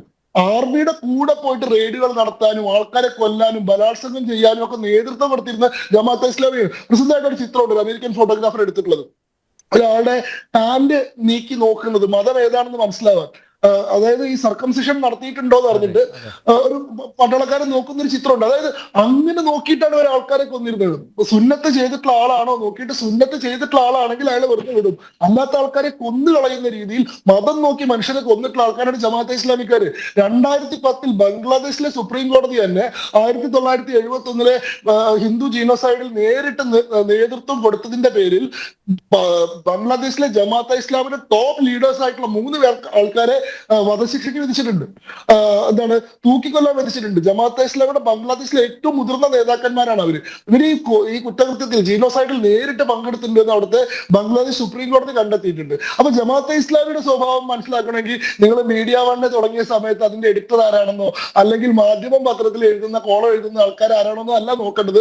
ജമാഅത്തെ ഇസ്ലാമി എന്ന് പറയുന്ന സംഘടന ആര് സ്ഥാപിച്ചു, അവരുടെ കോർ ഐഡിയോളജി എന്താണെന്നുള്ളതാണ് നോക്കേണ്ടത്. അത് നോക്കുന്ന ഒരാൾക്കും ജമാഅത്തെ ഇസ്ലാമിനെ പറ്റി എന്തെങ്കിലും സംശയം ഉണ്ടാവും എനിക്ക് തോന്നുന്നില്ല. മൂന്നാമത്തെ കാര്യം, ഇത് സൈന്യം നോക്കി നിൽക്കുകയാണ്, വേറെ ആരൊക്കെയോ ആണ് അവിടെ ഈ പറയുന്ന അഴിഞ്ഞാട്ടം നടത്തുന്നത് പറയുന്നത് ശരിയില്ല. സമ്പൂർണ്ണമായിട്ട് സൈന്യത്തിന്റെ നേതൃത്വത്തിൽ തന്നെയാണ് ഈ സംഭവം നടക്കുന്നത്. ഇപ്പൊ 1971 ജീനോസൈഡ് നിങ്ങൾ നോക്കിക്കഴിഞ്ഞാൽ സൈന്യമാണ് ശരിക്കും അത് ചെയ്തത്. യഹ്യ ഖാൻ ആയിട്ട് വന്ന് പാകിസ്ഥാനിൽ ഭരിക്കുന്ന ആർമി ജനറൽ യഹ്യ ഖാന്റെ നേരിട്ടുള്ള നിർദ്ദേശത്തിന്റെ അടിസ്ഥാനത്തിൽ സൈനിക ഉദ്യോഗസ്ഥന്മാരാണ് സ്ത്രീകളെ ബലാത്സംഗം ചെയ്യുന്നതും ഹിന്ദുക്കളെ മതപരിവർത്തനം നടത്തുന്നതും ആളുകളെ വെടിവെച്ച് കൊല്ലുകയൊക്കെ ചെയ്യുന്നത്. 1 ലക്ഷത്തോളം ആൾക്കാരെ ഫോഴ്സ്ഫുൾ റിലീജിയസ് കൺവേർഷന് വിധേയരാക്കിയിട്ടുണ്ട്. ഹിന്ദുവായി ജീവിക്കുന്ന ആളുകൾക്ക് പ്രത്യേക ടാക്സ് ഏർപ്പാടാക്കിയിട്ടുണ്ട്, റിലീജിയസ് ടാക്സ് എന്ന് പറയുന്നത്. നിങ്ങൾക്ക് ഹിന്ദുവായി തൊടണമെങ്കിൽ 2nd ക്ലാസ് സിറ്റിസൺസിന്റെ സ്റ്റാറ്റസോട് കൂടി ജീവിക്കാൻ നിങ്ങൾ തയ്യാറാവണം എന്ന് പറഞ്ഞിട്ടുണ്ട്. അപ്പോ അങ്ങനെ പരസ്യമായിട്ട് സൈന്യത്തിന്റെ നേതൃത്വത്തിൽ, അതായത് ഇസ്ലാമിന് സമ്പൂർണ്ണാധിപത്യം കിട്ടിക്കഴിഞ്ഞാൽ അവിടുത്തെ ഒരു സ്ട്രക്ചർ എന്താണെന്ന് മനസ്സിലാക്കാൻ നല്ലൊരു ഉദാഹരണമാണ് ബംഗ്ലാദേശ്. ബംഗ്ലാദേശിൽ എങ്ങനെയാണ് ഇപ്പൊ മുജീബുർ റഹ്മാന്റെ നേതൃത്വത്തിൽ ഒരു സെക്യുലർ ആയിട്ടുള്ള ഒരു കോൺസ്റ്റിറ്റ്യൂഷൻ അത് ഇപ്പൊ വന്നു. ബംഗ്ലാദേശിനെ സെക്യുലർ രാജ്യമായി പ്രഖ്യാപിച്ചു. എന്താ ചെയ്ത്? പ്രസിഡന്റ് ആയിരിക്കുന്ന മുജീബുർ റഹ്മാന്റെ വീട്ടിലേക്ക് ആർമി പോയിട്ടാണ്. ആർമിയുടെ ഒരു കണ്ടോൺമെന്റ് ആർമിക്കാർ പോയിട്ട് ഇയാളെ വീട്ടിലിട്ട് വെടിവെച്ച് കൊല്ലായത്. മുജീബുർ റഹ്മാനെ, അദ്ദേഹത്തിന്റെ ഭാര്യനെ, അദ്ദേഹത്തിന്റെ സഹോദരന്മാരെ, അദ്ദേഹത്തിന്റെ 3 മക്കളെ, അദ്ദേഹത്തിന്റെ മരുമക്കളെ ഒരു വീട്ടിലിട്ടിട്ട് 20ഓളം ആൾക്കാർ, അദ്ദേഹത്തിന്റെ സ്റ്റാഫ് ഉൾപ്പെടെയുള്ള മുഴുവൻ ആൾക്കാരും ആർമിയുടെ ഒരു ട്രൂപ്പ് പോയിട്ട് വെടിവെച്ച് കൊല്ലുക ചെയ്ത്. എന്നിട്ടാണ് ആർമി ഭരണം പിടിക്കുന്നതും പിന്നീട് സിയാർ റഹ്മാൻ ഇതിന്റെ പ്രസിഡന്റായിട്ട് അധികാരത്തിൽ വരുന്നതും ഒക്കെ. അപ്പൊ ആർമിയുടെ നേതൃത്വത്തിൽ തന്നെയാണ് അവിടുത്തെ ഈ വംശഹത്യ നടന്നുകൊണ്ടിരിക്കുന്നത്. ഇപ്പൊ നടന്നിട്ടുള്ള സംഭവങ്ങൾ നോക്കിയാൽ നിങ്ങൾക്ക് കാണാൻ കഴിയും ബംഗ്ലാദേശ് വളരെ സ്ട്രോങ് ആയിട്ടുള്ള ഒരു ഹിന്ദു ട്രഡീഷണൽ, ഹിന്ദു കൾച്ചറുള്ള സ്ഥലമാണ്. നമ്മൾ ധാക്ക, ബംഗ്ലാദേശിന്റെ ക്യാപിറ്റൽ, ഈ ധാക്ക എന്നുള്ള പേര് പോലും ധാകേശ്വരി ക്ഷേത്രത്തിൽ നിന്ന് ഉണ്ടാവുന്നതാണ്. അതായത് ഹിന്ദു ധർമ്മത്തിന്റെ ഏറ്റവും ശക്തമായിട്ടുള്ള പീഠഭൂമികളിൽ ഒന്ന് കേരളം പോലെ, ഒന്ന് കശ്മീർ പോലെ, ഒന്ന് ബംഗാളാണ്. കാളിഘട്ട് കൽക്കട്ടയായത്, ത്രിപുരസുന്ദരിയാണ് ത്രിപുരയായത്, അതേപോലെ ധാക്കേശ്വരിയാണ് ഢാക്കയായി മാറുന്നത്. ഹിന്ദു ധർമ്മത്തിലെ 51 ശക്തിപീഠങ്ങളിൽ ഒരു ശക്തിപീഠമാണ് ഢാക്കേശ്വരി. അപ്പൊ ഇപ്പോഴും ജനസംഖ്യ കൊണ്ട് ഹിന്ദുക്കൾ കുറവായിട്ടും അവിടെ എന്താ പറയുക കൾച്ചർ. താജ്മഹലായെന്നൂടെ പറ. നോക്കൂ, നിങ്ങൾ സംസാരിക്കുമ്പോൾ ഞാൻ ഇടപെട്ടിട്ടില്ല. Please, please, please. നിങ്ങൾ ഈ ചെയ്യുന്നത് മര്യാദയല്ല. ഞാൻ ഈ പറഞ്ഞതിൽ ഏതെങ്കിലും ഒന്ന് ഫാക്ച്വലി തെറ്റാണോ? ധാക്കേശ്വരി അല്ലേ ധാക്കയായത്? കാളിഘട്ട് അല്ലേ കൽക്കട്ടയായത്? ത്രിപുര സുന്ദരി അല്ലേ ത്രിപുരയായത്? ഇതിൽ ഏതെങ്കിലും ഒന്ന് ഫാക്ച്വലി തെറ്റാണോ? തേജോ മഹാലയാണ് തേജ്മഹൽ എന്നുള്ളത് PN ഓക്ക് എന്ന് പറയുന്ന ഒരു ആർക്കിയോളജിസ്റ്റിന്റെ ഫൈൻഡിംഗ് ആണ്. ആ കാര്യം ഞാൻ സബ്സ്ക്രൈബ് ചെയ്തില്ല. അത് ശരിയാണെന്ന് ഞാൻ വിശ്വസിക്കുന്നില്ല. പക്ഷെ ഞാൻ പറഞ്ഞത് ഏതെങ്കിലും ഒന്ന് ഫാക്ച്വലി തെറ്റാണെങ്കിൽ നിങ്ങളുടെ ഈ പരിഹാസത്തിന് അർത്ഥമുണ്ട്. അതല്ലാത്ത സമയത്ത് നിങ്ങൾ എന്തിനാണ് ഇങ്ങനെ പ്രകോപിതനാവുന്നത്? പറയൂ. ഡോക്ടർ ജയരാജ്, അല്ല, അതെന്താ ചെയ്തത്? Ridiculous the last resort of a coward എന്ന് പറയില്ലേ? ഫാക്ച്വലി ഒന്നും പറയാല്ലാണ്ട് വരുമ്പോൾ വെറുതെ ആളുകളെ പരിഹസിച്ചുകൊണ്ട് നിങ്ങൾ ചർച്ചയിൽ മേധാവിത്വം നേടുന്നു ദയവായിട്ട് വിചാരിക്കുന്നത്. ഞാൻ പറഞ്ഞത് ഏത് കാര്യം? ശങ്കു കണ്ടിന്യൂ ചെയ്യാം. അപ്പൊ ഞാൻ പറഞ്ഞത് എന്താ വെച്ചാൽ ബംഗ്ലാദേശ് വളരെ സ്ട്രോങ് ആയിട്ടുള്ള ഒരു ഹിന്ദു റിലീജിയസ് ആയിട്ടുള്ള കൾച്ചറൽ ആയിട്ടുള്ള ഒരു പ്രോമിനൻസ് ഉള്ള സ്ഥലമാണ്. അതിന്റെ കൾച്ചറിനെ കംപ്ലീറ്റ്ലി ഇറാഡിക്കേറ്റ് ചെയ്യുക, അത് കംപ്ലീറ്റ്ലി ഇല്ലാണ്ടാക്കുക എന്ന് പറയുന്നത് വളരെ സിസ്റ്റമാറ്റിക് ആയിട്ടുള്ള, വളരെ ഓർഗനൈസ്ഡ് ആയിട്ടുള്ള ഒരു പ്ലാനാണ് ബംഗ്ലാദേശിൽ നടന്നുകൊണ്ടിരിക്കുന്നത്. അത് ഇന്നൊന്നും തുടങ്ങിയതല്ല. അത് 1946 മുതൽ തുടങ്ങിയതാണ്. അതിന്റെ ഹൈ പോയിന്റുകളും ലോ പോയിന്റുകളും ചരിത്രത്തിൽ പല ഘട്ടങ്ങളിൽ ഉണ്ടായിട്ടുണ്ട്. 1971 ഒരു ഹൈ പോയിന്റ് ആണ്. 2000-കൾ ദുർഗാപൂജ പന്തലുകൾക്ക് നേരെ നിരന്തരമായിട്ട് ആക്രമണങ്ങൾ നടന്നിരുന്ന 2000-ങ്ങൾ അതിന്റെ ഹൈ പോയിന്റ് ആണ്. ആ സമയത്തൊക്കെയാണ് റെഫ്യൂജി ഇൻഫ്ലക്സ് വല്ലാണ്ട് കൂടുന്നത്. ഇപ്പൊ ഈ 2024 സംഭവിച്ചുകൊണ്ടിരിക്കുന്നത് ഈ ഹിന്ദു വംശഹത്യയുടെ അടുത്ത അധ്യായമാണ്. അവിടുത്തെ ഹിന്ദു ജനസംഖ്യ വല്ലാതെ ഇല്ലാതാക്കാനും അവിടുത്തെ ഹിന്ദു ആയിട്ടുള്ള വേരുകളെ മുഴുവൻ പിഴുതെടുക്കാനും നടത്തുന്ന ഒരു ശ്രമമാണ്. ഇത് ലോകത്ത് എല്ലായിടത്തും നടന്നിട്ടുണ്ട്. ഇത് ഹിന്ദുക്കളുടെ മാത്രം പ്രശ്നമൊന്നുമല്ല. നിങ്ങൾക്ക് അറ്റാക്ക് ചെയ്യുന്ന ആൾക്കാർ ഇസ്ലാമിസ്റ്റുകളും കൊല്ലപ്പെടുന്ന ആൾക്കാർ ഹിന്ദുക്കളും ആകുമ്പോൾ മാത്രമാണ് നിങ്ങൾ ഈ പരത്തി പറയുന്നത്. അവിടെ മതം നോക്കിയിട്ടല്ല നിങ്ങൾ അപലപിക്കേണ്ടത്. എല്ലാ മനുഷ്യരും കൊല്ലപ്പെടാൻ പാടില്ല എന്നുള്ളതാണ് നമ്മുടെ നിലപാട്. എല്ലാ വംശഹത്യകളും ഞങ്ങൾ അപലപിക്കുന്നത്. നേരെ തിരിച്ച് പാലസ്തീനിൽ പോയി കഴിഞ്ഞാൽ നിങ്ങൾ അവിടുത്തെ സിയോണിസ്റ്റ് ഭീകരത എന്ന് തന്നെ മതം എടുത്ത് തന്നെ പറയും. അവിടെ ഇരകളാവുന്ന മുസ്ലിങ്ങൾക്ക് വേണ്ടി തന്നെ നിങ്ങൾ സംസാരിക്കും. ഇസ്ലാമോ ഫോബിയക്കെതിരെ നിങ്ങൾ വല്ലാണ്ട് സംസാരിക്കും. അതായത് ഇസ്ലാമിക ഭീകരത ഉണ്ടാകുന്ന സമയത്ത് നിങ്ങൾ പറയും ഭീകരതയ്ക്ക് മതമില്ല, ഭീകരത ഒരു സാർവത്രിക പ്രതിഭാസമാണെന്ന്. നേരെ തിരിച്ച് ഇസ്ലാം വിക്ടിമായി വരുന്ന സമയത്ത് നിങ്ങൾ കൃത്യമായിട്ട് ഐഡന്റിറ്റി വെച്ചുകൊണ്ട് തന്നെ നിങ്ങൾ അതിനെ ഡിഫെൻഡ് ചെയ്യും. ഈ ഇരട്ടത്താപ്പൊക്കെ കാണുന്ന ആളുകൾക്ക് മനസ്സിലാവുന്നതെന്ന് നിങ്ങൾ വിചാരിച്ചാൽ മതി. ഇതിനെതിരെ വളരെ ശക്തമായിട്ടുള്ള ഒരു ബോധോദയം, ഒരു തിരിച്ചറിവ്, ഒരു റെസിസ്റ്റൻസ് ഉണ്ടായി വരേണ്ടതുണ്ട്. ഈ പറയുന്ന ബംഗ്ലാദേശിലുള്ള ഈ കൂട്ടക്കൊല നടത്തുന്ന ആളുകളെ പോലെ തന്നെ അപകടകാരികളാണ് അതിന് ഈ പറയുന്ന വ്യാഖ്യാന ഫാക്ടറികളിലൂടെ ന്യായീകരണം ചമയ്ക്കുന്ന ഈ മൗനീബാബകളും എന്നുള്ള തിരിച്ചറിവും കൂടി നമുക്ക് ഉണ്ടാവേണ്ടതുണ്ട് എന്നുള്ളതാണ് എനിക്ക് പറയാനുള്ളത്. Okay well set. Doctor Jayaraj, താങ്കൾക്ക് അറിയാത്ത ഒരു കാര്യം കൂടി ഞാൻ പറഞ്ഞുതരാം. ബംഗ്ലാദേശ് എപ്പോഴൊക്കെ പ്രതിസന്ധി ഘട്ടങ്ങളിലൂടെ കടന്നു പോയിട്ടുണ്ടോ അപ്പോഴൊക്കെ മതം നോക്കാതെ, മുഖം നോക്കാതെ അവരെ ചേർത്ത് പിടിച്ച് അവരെ ഊട്ടുക കൂടി ചെയ്ത ഒരു പ്രസ്ഥാനമാണ് ഇസ്കോൺ. അല്ല, ഇസ്കോണിനെ വെള്ളപൂശാൻ ഇസ്കോണിൻ്റെ സ്വഭാവങ്ങളൊക്കെ നോക്കിക്കഴിഞ്ഞാൽ വളരെ സൂക്ഷ്മമായിട്ട് നമ്മൾ നിരീക്ഷിച്ച് ഞാനൊരു കൾട്ടിൻ്റെ സ്വഭാവമാണ് കാണുന്നതെന്ന് ഞാൻ സമർത്ഥിച്ചതാണ്. അത് സത്യം തന്നെയാണ്. കുറച്ചുകൂടെ സൂക്ഷ്മമായിട്ട് പരിശോധിച്ച് കഴിഞ്ഞാൽ അത് വ്യക്തമായിട്ട് മനസ്സിലാവും. ഈ പറഞ്ഞ കണക്കൊരു സോക്കാളിൻ്റെ അത്ര സോഫ്റ്റ് ആയിട്ടുള്ള സംഘടനയൊന്നും അല്ല ഇസ്കോൺ. അല്ലെന്ന് ഞാൻ പറയുന്നില്ലല്ലോ. ഇസ്ലാമും കറക്റ്റ് ആണെന്ന് ഞാൻ പറയുന്നില്ലല്ലോ. ഈ പറയുന്നത് അങ്ങനെയുള്ളൊരു അതുകൊണ്ടാണ് മലേഷ്യയിലും ഇന്തോനേഷ്യയിലും ഏതാണ് ജമാഅത്തെ ഇസ്ലാം ഒരു ഇസ്ലാമിയെ കൾട്ടാണ്. കുറ്റപ്പെടുത്തിക്കൊണ്ട് ഒരു വാക്ക് ഡോക്ടർ ജയരാജന്റെ വായിൽ നിന്ന് വന്നോ? ഒരു വാക്ക്. അത് വരും. ജമാഅത്തെ ജമാഅത്ത് ഇസ്ലാമി അങ്ങേയറ്റം പ്രശ്നക്കാരാണ്. അത് പറയും. ഇസ്ലാം കൾട്ടാണോന്നാ ഞാൻ ചോദിച്ചത്. അതുകൊണ്ടൊന്നുമല്ല, ഇതിനു മുമ്പ് തന്നെ ഇവരുടെ സ്റ്റാൻഡ് എന്താ അറിയോ? നമ്മളിപ്പോൾ ഒരു കാര്യം ഞാൻ പറയട്ടെ, എനിക്ക് പറയാൻ അവസരം തരൂ. ഞാൻ ആദ്യമേ കൃത്യമായിട്ട് പറഞ്ഞുതരാം. ഇതിനകത്തെന്ന് പറഞ്ഞു കഴിഞ്ഞാൽ ഇപ്പോൾ ഇസ്കോന്റെ ഒരു കാര്യം പറഞ്ഞു. അതുപോലെ തന്നെ ഇപ്പോൾ കമ്മ്യൂണിസ്റ്റ് രാജ്യങ്ങൾ, പല രാജ്യങ്ങളുണ്ട്. കമ്മ്യൂണിസ്റ്റ് രാജ്യങ്ങൾ എന്ന പേരിൽ അറിയപ്പെടുന്നതാണ്. ആ കമ്മ്യൂണിസ്റ്റ് ആണോ ഇവിടെ നടപ്പിലാക്കുന്നത്? ഇവിടുത്തെ കമ്മ്യൂണിസ്റ്റ് പാർട്ടികൾ അതേ സ്വഭാവത്തിലുള്ളതാണോ? പേരിങ്ങനെ ഉണ്ടെന്ന് പറഞ്ഞിട്ട് എല്ലാത്തിനെയും ഒരേ അളവ് പോലെ വെച്ചാൽ ശങ്കുട്ടി ദാസ് അളക്കാൻ നിന്ന് കഴിഞ്ഞാൽ ചിലപ്പോൾ തെറ്റിപ്പോവും. അതാണ് ഇതിനകത്തുള്ള ഒരു പ്രധാനപ്പെട്ട പ്രശ്നം. ഇപ്പം ജമാഅത്ത് ഇസ്ലാമി കേരളത്തിൽ തുടങ്ങിയപ്പം ജമാഅത്തെ ഇസ്ലാമി ഹിന്ദുവായിട്ട് വലിയ ബന്ധമൊന്നും ഇല്ലായിരുന്നു. ജമാഅത്തെ ഇസ്ലാമി എന്നുള്ള പേരിലായിരുന്നു അവർ തുടങ്ങിയത്. തുടങ്ങിയിട്ട് കുറച്ച് നാൾ കഴിഞ്ഞപ്പോഴത്തേക്കും അവരുടെ സ്വഭാവം വ്യക്തമായെന്ന് കാണിക്കാൻ വേണ്ടിയിട്ടാണ്. അല്ലാതെ ജമാഅത്തെ ഇസ്ലാമിയുടെ ഫിലോസഫി എന്താണെന്ന് നോക്കിയിട്ടല്ല ഇവിടുത്തെ ജമാഅത്തെ ഇസ്ലാമി എങ്ങനെ വർക്ക് ചെയ്യുന്നു. ഓരോ രാജ്യത്തിനും അതിൻ്റെതായ രീതി മാർഗങ്ങളുണ്ട്. ഈവൻ ക്രിസ്ത്യാനിറ്റി, ഇപ്പോൾ ആഫ്രിക്കയിലെ ക്രിസ്ത്യാനിറ്റി എങ്ങനെയാണ്, മറ്റു രാജ്യങ്ങളിൽ ക്രിസ്ത്യാനിറ്റി എങ്ങനെയാണ്, അത് അവിടുത്തെ ഭൗതിക സാഹചര്യങ്ങളനുസരിച്ച് മാറിയൊക്കെ വരാം. ഇസ്കോൺ ഒരുപാട് രാജ്യങ്ങളിൽ ബാൻ ചെയ്തിട്ടുണ്ട്. സോവിയറ്റ് റഷ്യയിൽ ബാൻ ചെയ്തിട്ടുണ്ട്. ഉസ്ബെക്കിസ്ഥാൻ, ടർക്ക്മെനിസ്ഥാനിലൊക്കെ അവർ സ്ക്രീൻ ചെയ്ത് തന്നെ എന്താണ് ഇവരുടെ ആക്ടിവിറ്റീസ് എന്ന് ക്ലോസ് ആയിട്ട് വാച്ച് ചെയ്തുകൊണ്ടിരിക്കുകയാണ്. പല സോവിയറ്റ് റഷ്യയിൽ ഇത് ബാൻ ചെയ്തിട്ടുണ്ട്, സിംഗപ്പൂരിൽ ബാൻ ചെയ്തിട്ടുണ്ട്, മലേഷ്യയിൽ ബാൻ ചെയ്തിട്ടുണ്ട്. എന്താണ് ഈ രാജ്യങ്ങളിലൊക്കെ ബാൻ ചെയ്യാനുള്ള കാരണം? ഇവർ ഹിന്ദുമതം പ്രൊമോട്ട് ചെയ്യുന്നുണ്ടാണോ? അല്ല, ഇവരുടെ ചില ഗോപ്യമായ ചില സ്വഭാവങ്ങളും ഇവരുടെ പേരിൽ വന്നിട്ടുള്ള ചില കേസുകളും. അതുകൊണ്ടാണ് ഞാൻ പറഞ്ഞത് കൾട്ടിന്റെ സ്വഭാവം. ഇത് ട്രിഗർ ചെയ്തത് ഈ വിഷയം നേരത്തെ തന്നെ കലാപങ്ങൾ ഇസ്കോൺ ഒരു തീവ്രവാദ സംഘടനയാണ് എവിടെയും പറഞ്ഞിട്ടില്ല, ആരും പറഞ്ഞിട്ടില്ല ഡോക്ടർ. ഇല്ല, ഞാൻ പറഞ്ഞത് ഇസ്ലാം പറഞ്ഞിട്ടുണ്ടോ? മാത്രല്ല ഇസ്കോണിനെയും ജമാഅത്തെ ഇസ്ലാമിയായിട്ട് താരതമ്യം ചെയ്യുന്നത് തന്നെ തെറ്റാണ്.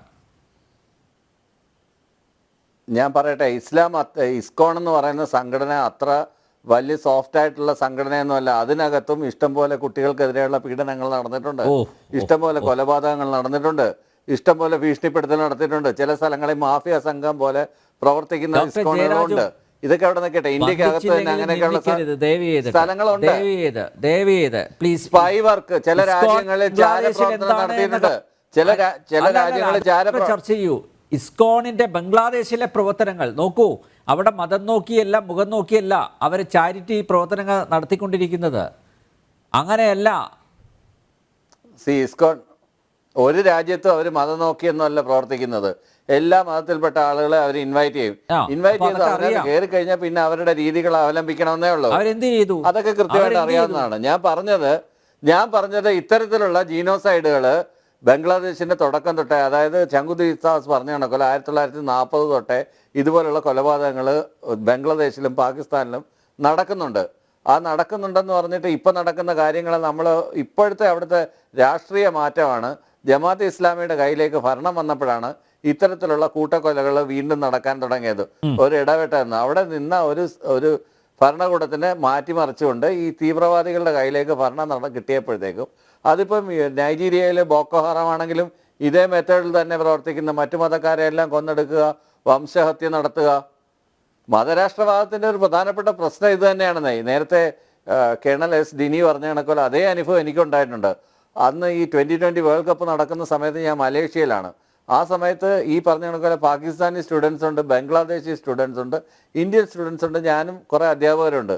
നമ്മളവിടെ ഇരിക്കുന്ന സമയത്ത് ഈ ലാസ്റ്റ് ബോളിൽ ശ്രീശാന്ത് എടുത്ത ക്യാച്ചിന് എല്ലാവരും സന്തോഷിക്കുന്ന സമയത്ത് പാകിസ്ഥാനി സ്റ്റുഡൻസ് നമ്മളെ കൺഗ്രാജുലേറ്റ് ചെയ്തു.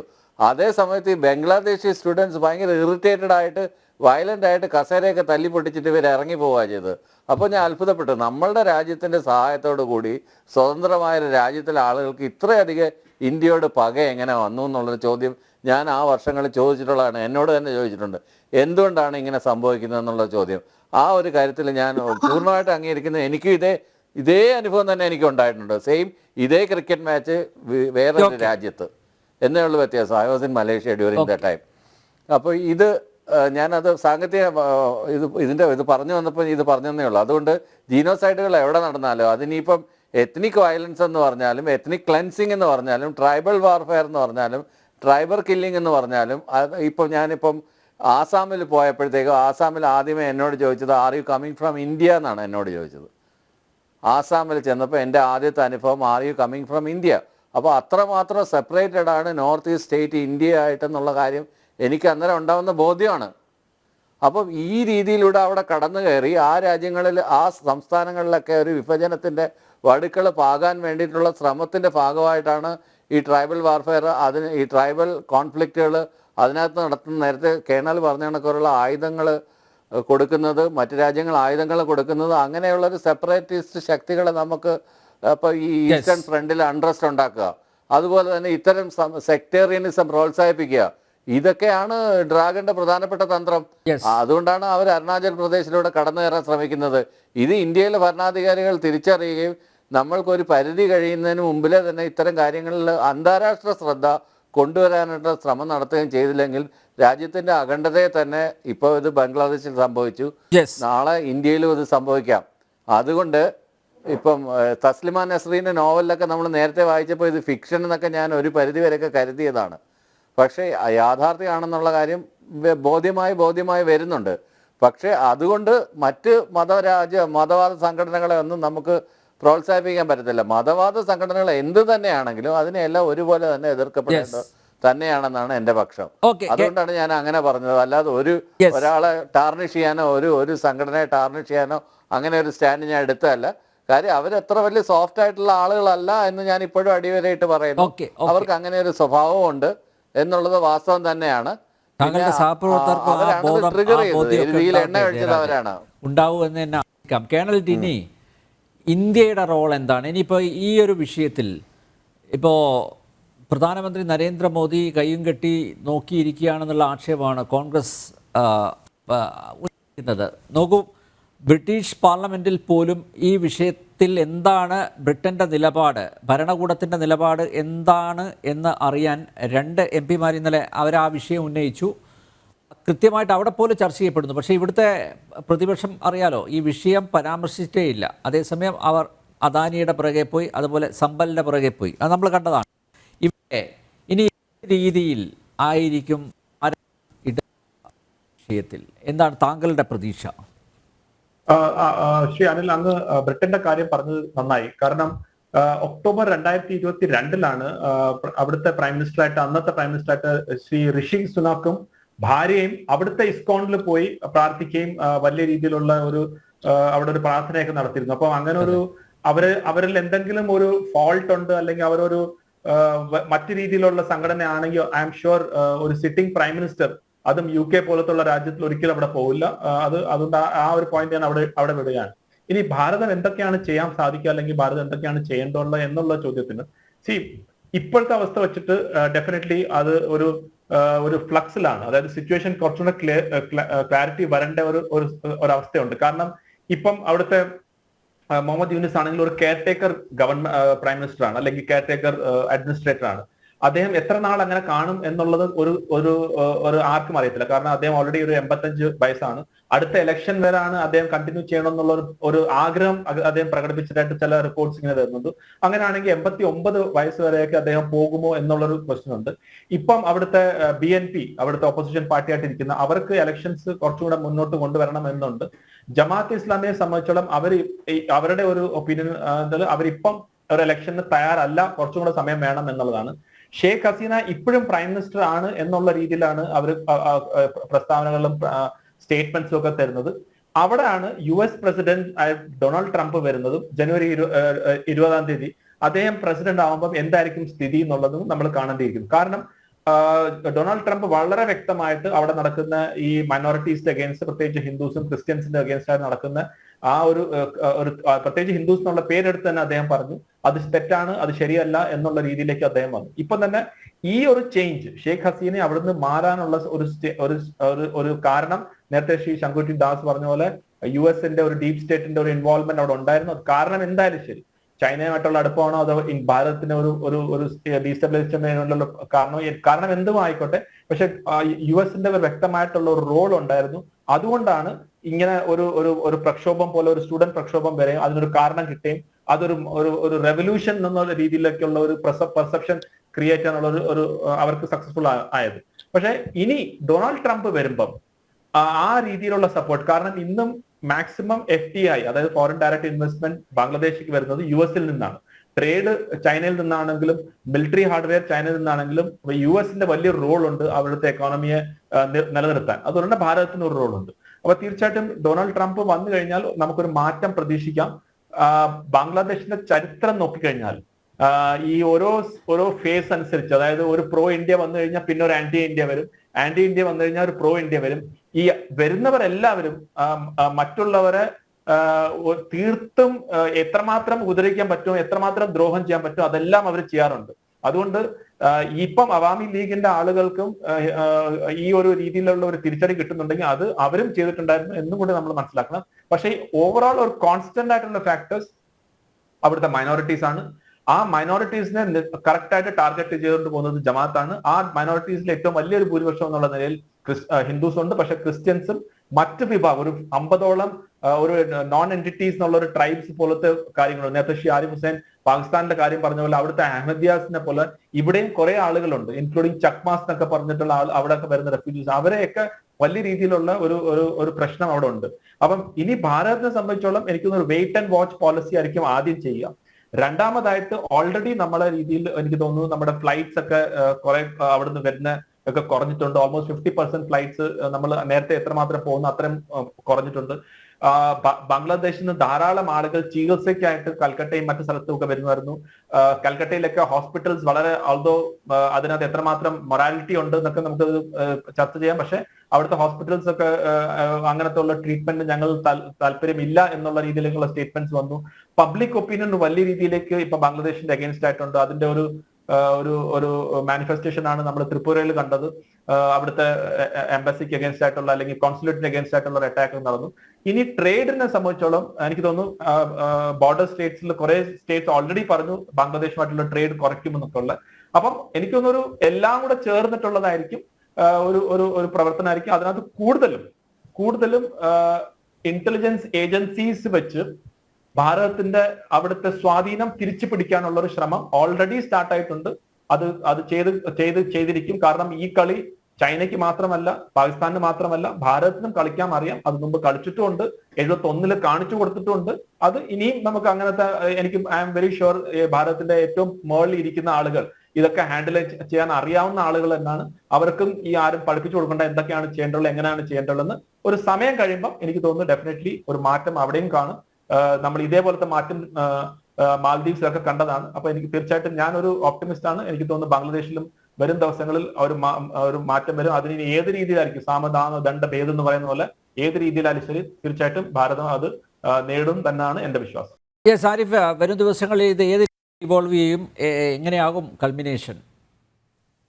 എന്തായാലും ഈ ചർച്ച മൊത്തത്തിൽ കാണുമ്പോൾ ഒരു വലിയൊരു സന്തോഷം തന്നെയാണ് എനിക്ക് പ്രകടിപ്പിക്കാനുള്ളത്. അതായത് ഇപ്പോൾ ഇവിടുത്തെ പ്രത്യേകിച്ച് ഇടതുപക്ഷത്തിൻ്റെ ആൾ പോലും ഇവിടെ ജമാഅത്ത് ഇസ്ലാമി ഉൾപ്പെടെയുള്ള കാര്യങ്ങളെ തള്ളിപ്പറയുന്ന ഒരു അവസ്ഥയിലേക്ക് വരുമ്പോൾ, അതുപോലെ തന്നെ കൾട്ട് സ്വഭാവമുള്ള സംഗതികളൊക്കെ തുറന്നു എതിർക്കാനും വരുന്നു എന്ന് വരുമ്പോൾ, അതിൽ ഇസ്ലാമിനെ ഉൾപ്പെടുത്തുന്നു എന്ന രീതിയിലേക്കൊക്കെ വരുമ്പോൾ സന്തോഷം തന്നെയാണ്. പക്ഷെ അതെല്ലാ ഇടതുപക്ഷക്കാർക്കും ഉണ്ടെങ്കിൽ എന്ന് ആശിച്ചു പോവുകയാണ്.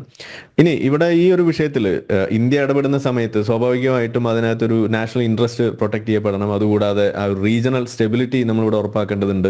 അതുകൂടാതെ ഹ്യൂമൻ റൈറ്റ്സ്, പ്രത്യേകിച്ച് മൈനോറിറ്റി റൈറ്റ്സ് എല്ലാം ഇവിടെ ഉറപ്പാക്കേണ്ടതുണ്ട്. അപ്പോൾ അതിനു വേണ്ടിയിട്ടുള്ള ശ്രമങ്ങളായിരിക്കണം ഇന്ത്യയിൽ നിന്ന് ഉണ്ടാകേണ്ടതെന്നാണ് പ്രതീക്ഷിക്കുന്നത്. പ്രത്യേകിച്ച് നമ്മളുടെ ഭരണപക്ഷം ആര് തന്നെയായാലും ചെയ്യേണ്ടത് അത്തരത്തിലുള്ള കാര്യങ്ങളാണ്.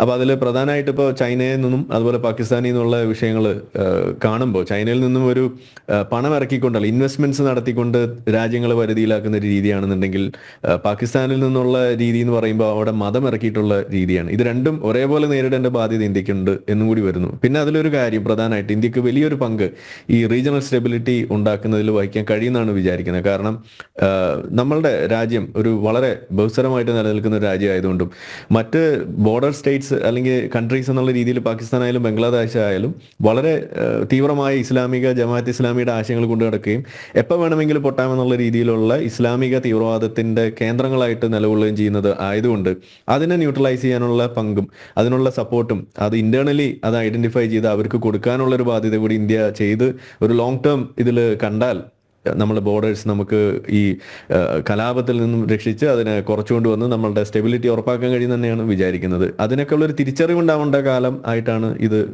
മനസ്സിലാവുന്നത്. സാധിക്കുമെന്ന് തന്നെയാണ് വിചാരിക്കുന്നത്. അവസാനമായിട്ടൊരു കാര്യം കൂടി പറയുകയാണെങ്കിൽ, ഇന്ത്യയുടെ ഈ ഒരു ബഹുസ്വര സമൂഹത്തിന് വലിയ തോതിലൊരു ഒരു ഒരു പബ്ലിക് പ്രഷർ, ഒരു ഡെമോക്രറ്റൈസിങ്, ഒരു സെക്യുലറൈസിങ് പ്രഷറായിട്ട് വർത്തിക്കാൻ കഴിയും എന്ന് തന്നെയാണ് വിചാരിക്കുന്നത്. കാരണം നമ്മൾ പലതരത്തിലുള്ള കമ്മ്യൂണിറ്റി, അതുപോലെ കൾച്ചറൽ ഗിവ് ആൻഡ് ടേക്ക് ആയിട്ടുള്ള കുറേ കാര്യങ്ങൾ അതിനകത്ത് ഇപ്പോൾ ക്രിക്കറ്റ് ഉൾപ്പെടെ വരുന്നു. അങ്ങനെയുള്ള കാര്യങ്ങളൊക്കെ ഭാവിയിൽ വരും കാലങ്ങളിൽ പ്രോത്സാഹിപ്പിക്കുന്നതിനൊക്കെ ഉള്ള ഒരു വലിയൊരു ലോങ് ടേം പ്ലാൻ ഉണ്ടാക്കിയെടുത്ത് ബിസിനസ് റിലേഷൻസ് ആയാലും എല്ലാം ചെയ്തു കഴിഞ്ഞാൽ ഇത് കുറച്ചുകൊണ്ട് വരാൻ കഴിയും. ഇനിയും ഇതുപോലുള്ള സാധനങ്ങൾ ആവർത്തിക്കാതിരിക്കാനൊക്കെ കഴിയും. എന്നിരുന്നാലും നിലവിൽ ഇപ്പോൾ അടിയന്തരമായിട്ട് ചെയ്യേണ്ടത് ഇന്റർനാഷണൽ അറ്റൻഷൻ ഇതിലേക്ക് കൊണ്ടുവരുന്നതിന് വേണ്ടിയിട്ടുള്ള കാര്യമായ ഇടപെടൽ, അത് ഇന്ത്യ എത്രയും പെട്ടെന്ന് കാര്യമായിട്ട് തന്നെ ചെയ്യേണ്ട ഒരു കാര്യമാണെന്നാണ്. അതിൽ ഇനിയും വൈകിക്കൂടാ, തുടങ്ങിയിട്ടുണ്ടെന്ന് അറിയുന്നു. എന്തായാലും കൂടുതൽ കാര്യക്ഷമമാക്കേണ്ട ഒരു മേഖലയാണ് എന്നാണ് അതിൽ അവസാനമായിട്ട് പറയാനുള്ളത്. യെസ്, എന്തായാലും ബംഗ്ലാദേശിലെ ന്യൂനപക്ഷ വേട്ടയിൽ പൊതുജനാഭിപ്രായം രൂപീകരിക്കാൻ ഞങ്ങൾ സംഘടിപ്പിക്കുന്ന സംവാദങ്ങൾ ഉപകരിച്ചു എന്ന് അറിയുന്നതിൽ സന്തോഷം ഉണ്ട്. ചൈനയെ ചങ്കിൽ കൊണ്ട് നടക്കുന്ന ഈ കൊച്ചു കേരളത്തിലുമുണ്ട്. ഈ ചതിയന്മാരുടെ തനിനിറമാണ് ഇപ്പോൾ പുറത്തു വന്നിരിക്കുന്നത്. ബംഗ്ലാദേശിനെ ഇസ്ലാമിക രാജ്യമാക്കി മാറ്റി അവിടെ നിർണായക സ്വാധീനം ഉറപ്പിച്ച് അതിർത്തി പങ്കിടുന്ന വടക്ക് കിഴക്കൻ സംസ്ഥാനങ്ങളെ അസ്ഥിരപ്പെടുത്തി ഭാരതത്തിൽ അരാജകത്വം വിതച്ച് രാജ്യ പുരോഗതി തടസ്സപ്പെടുത്തുക എന്ന ഒറ്റ ഉദ്ദേശമേ ചൈനയ്ക്കുള്ളൂ. ഭാരതം ഈ കളി അധികകാലം ഇങ്ങനെ കണ്ടുകൊണ്ടിരിക്കില്ല. ജനറൽ ഡിബേറ്റ് ഇവിടെ പൂർണ്ണമാകുന്നു. ചർച്ചയിൽ പങ്കെടുത്ത എല്ലാ അതിഥികൾക്കും നന്ദി. ഒപ്പം പ്രേക്ഷകർക്കും.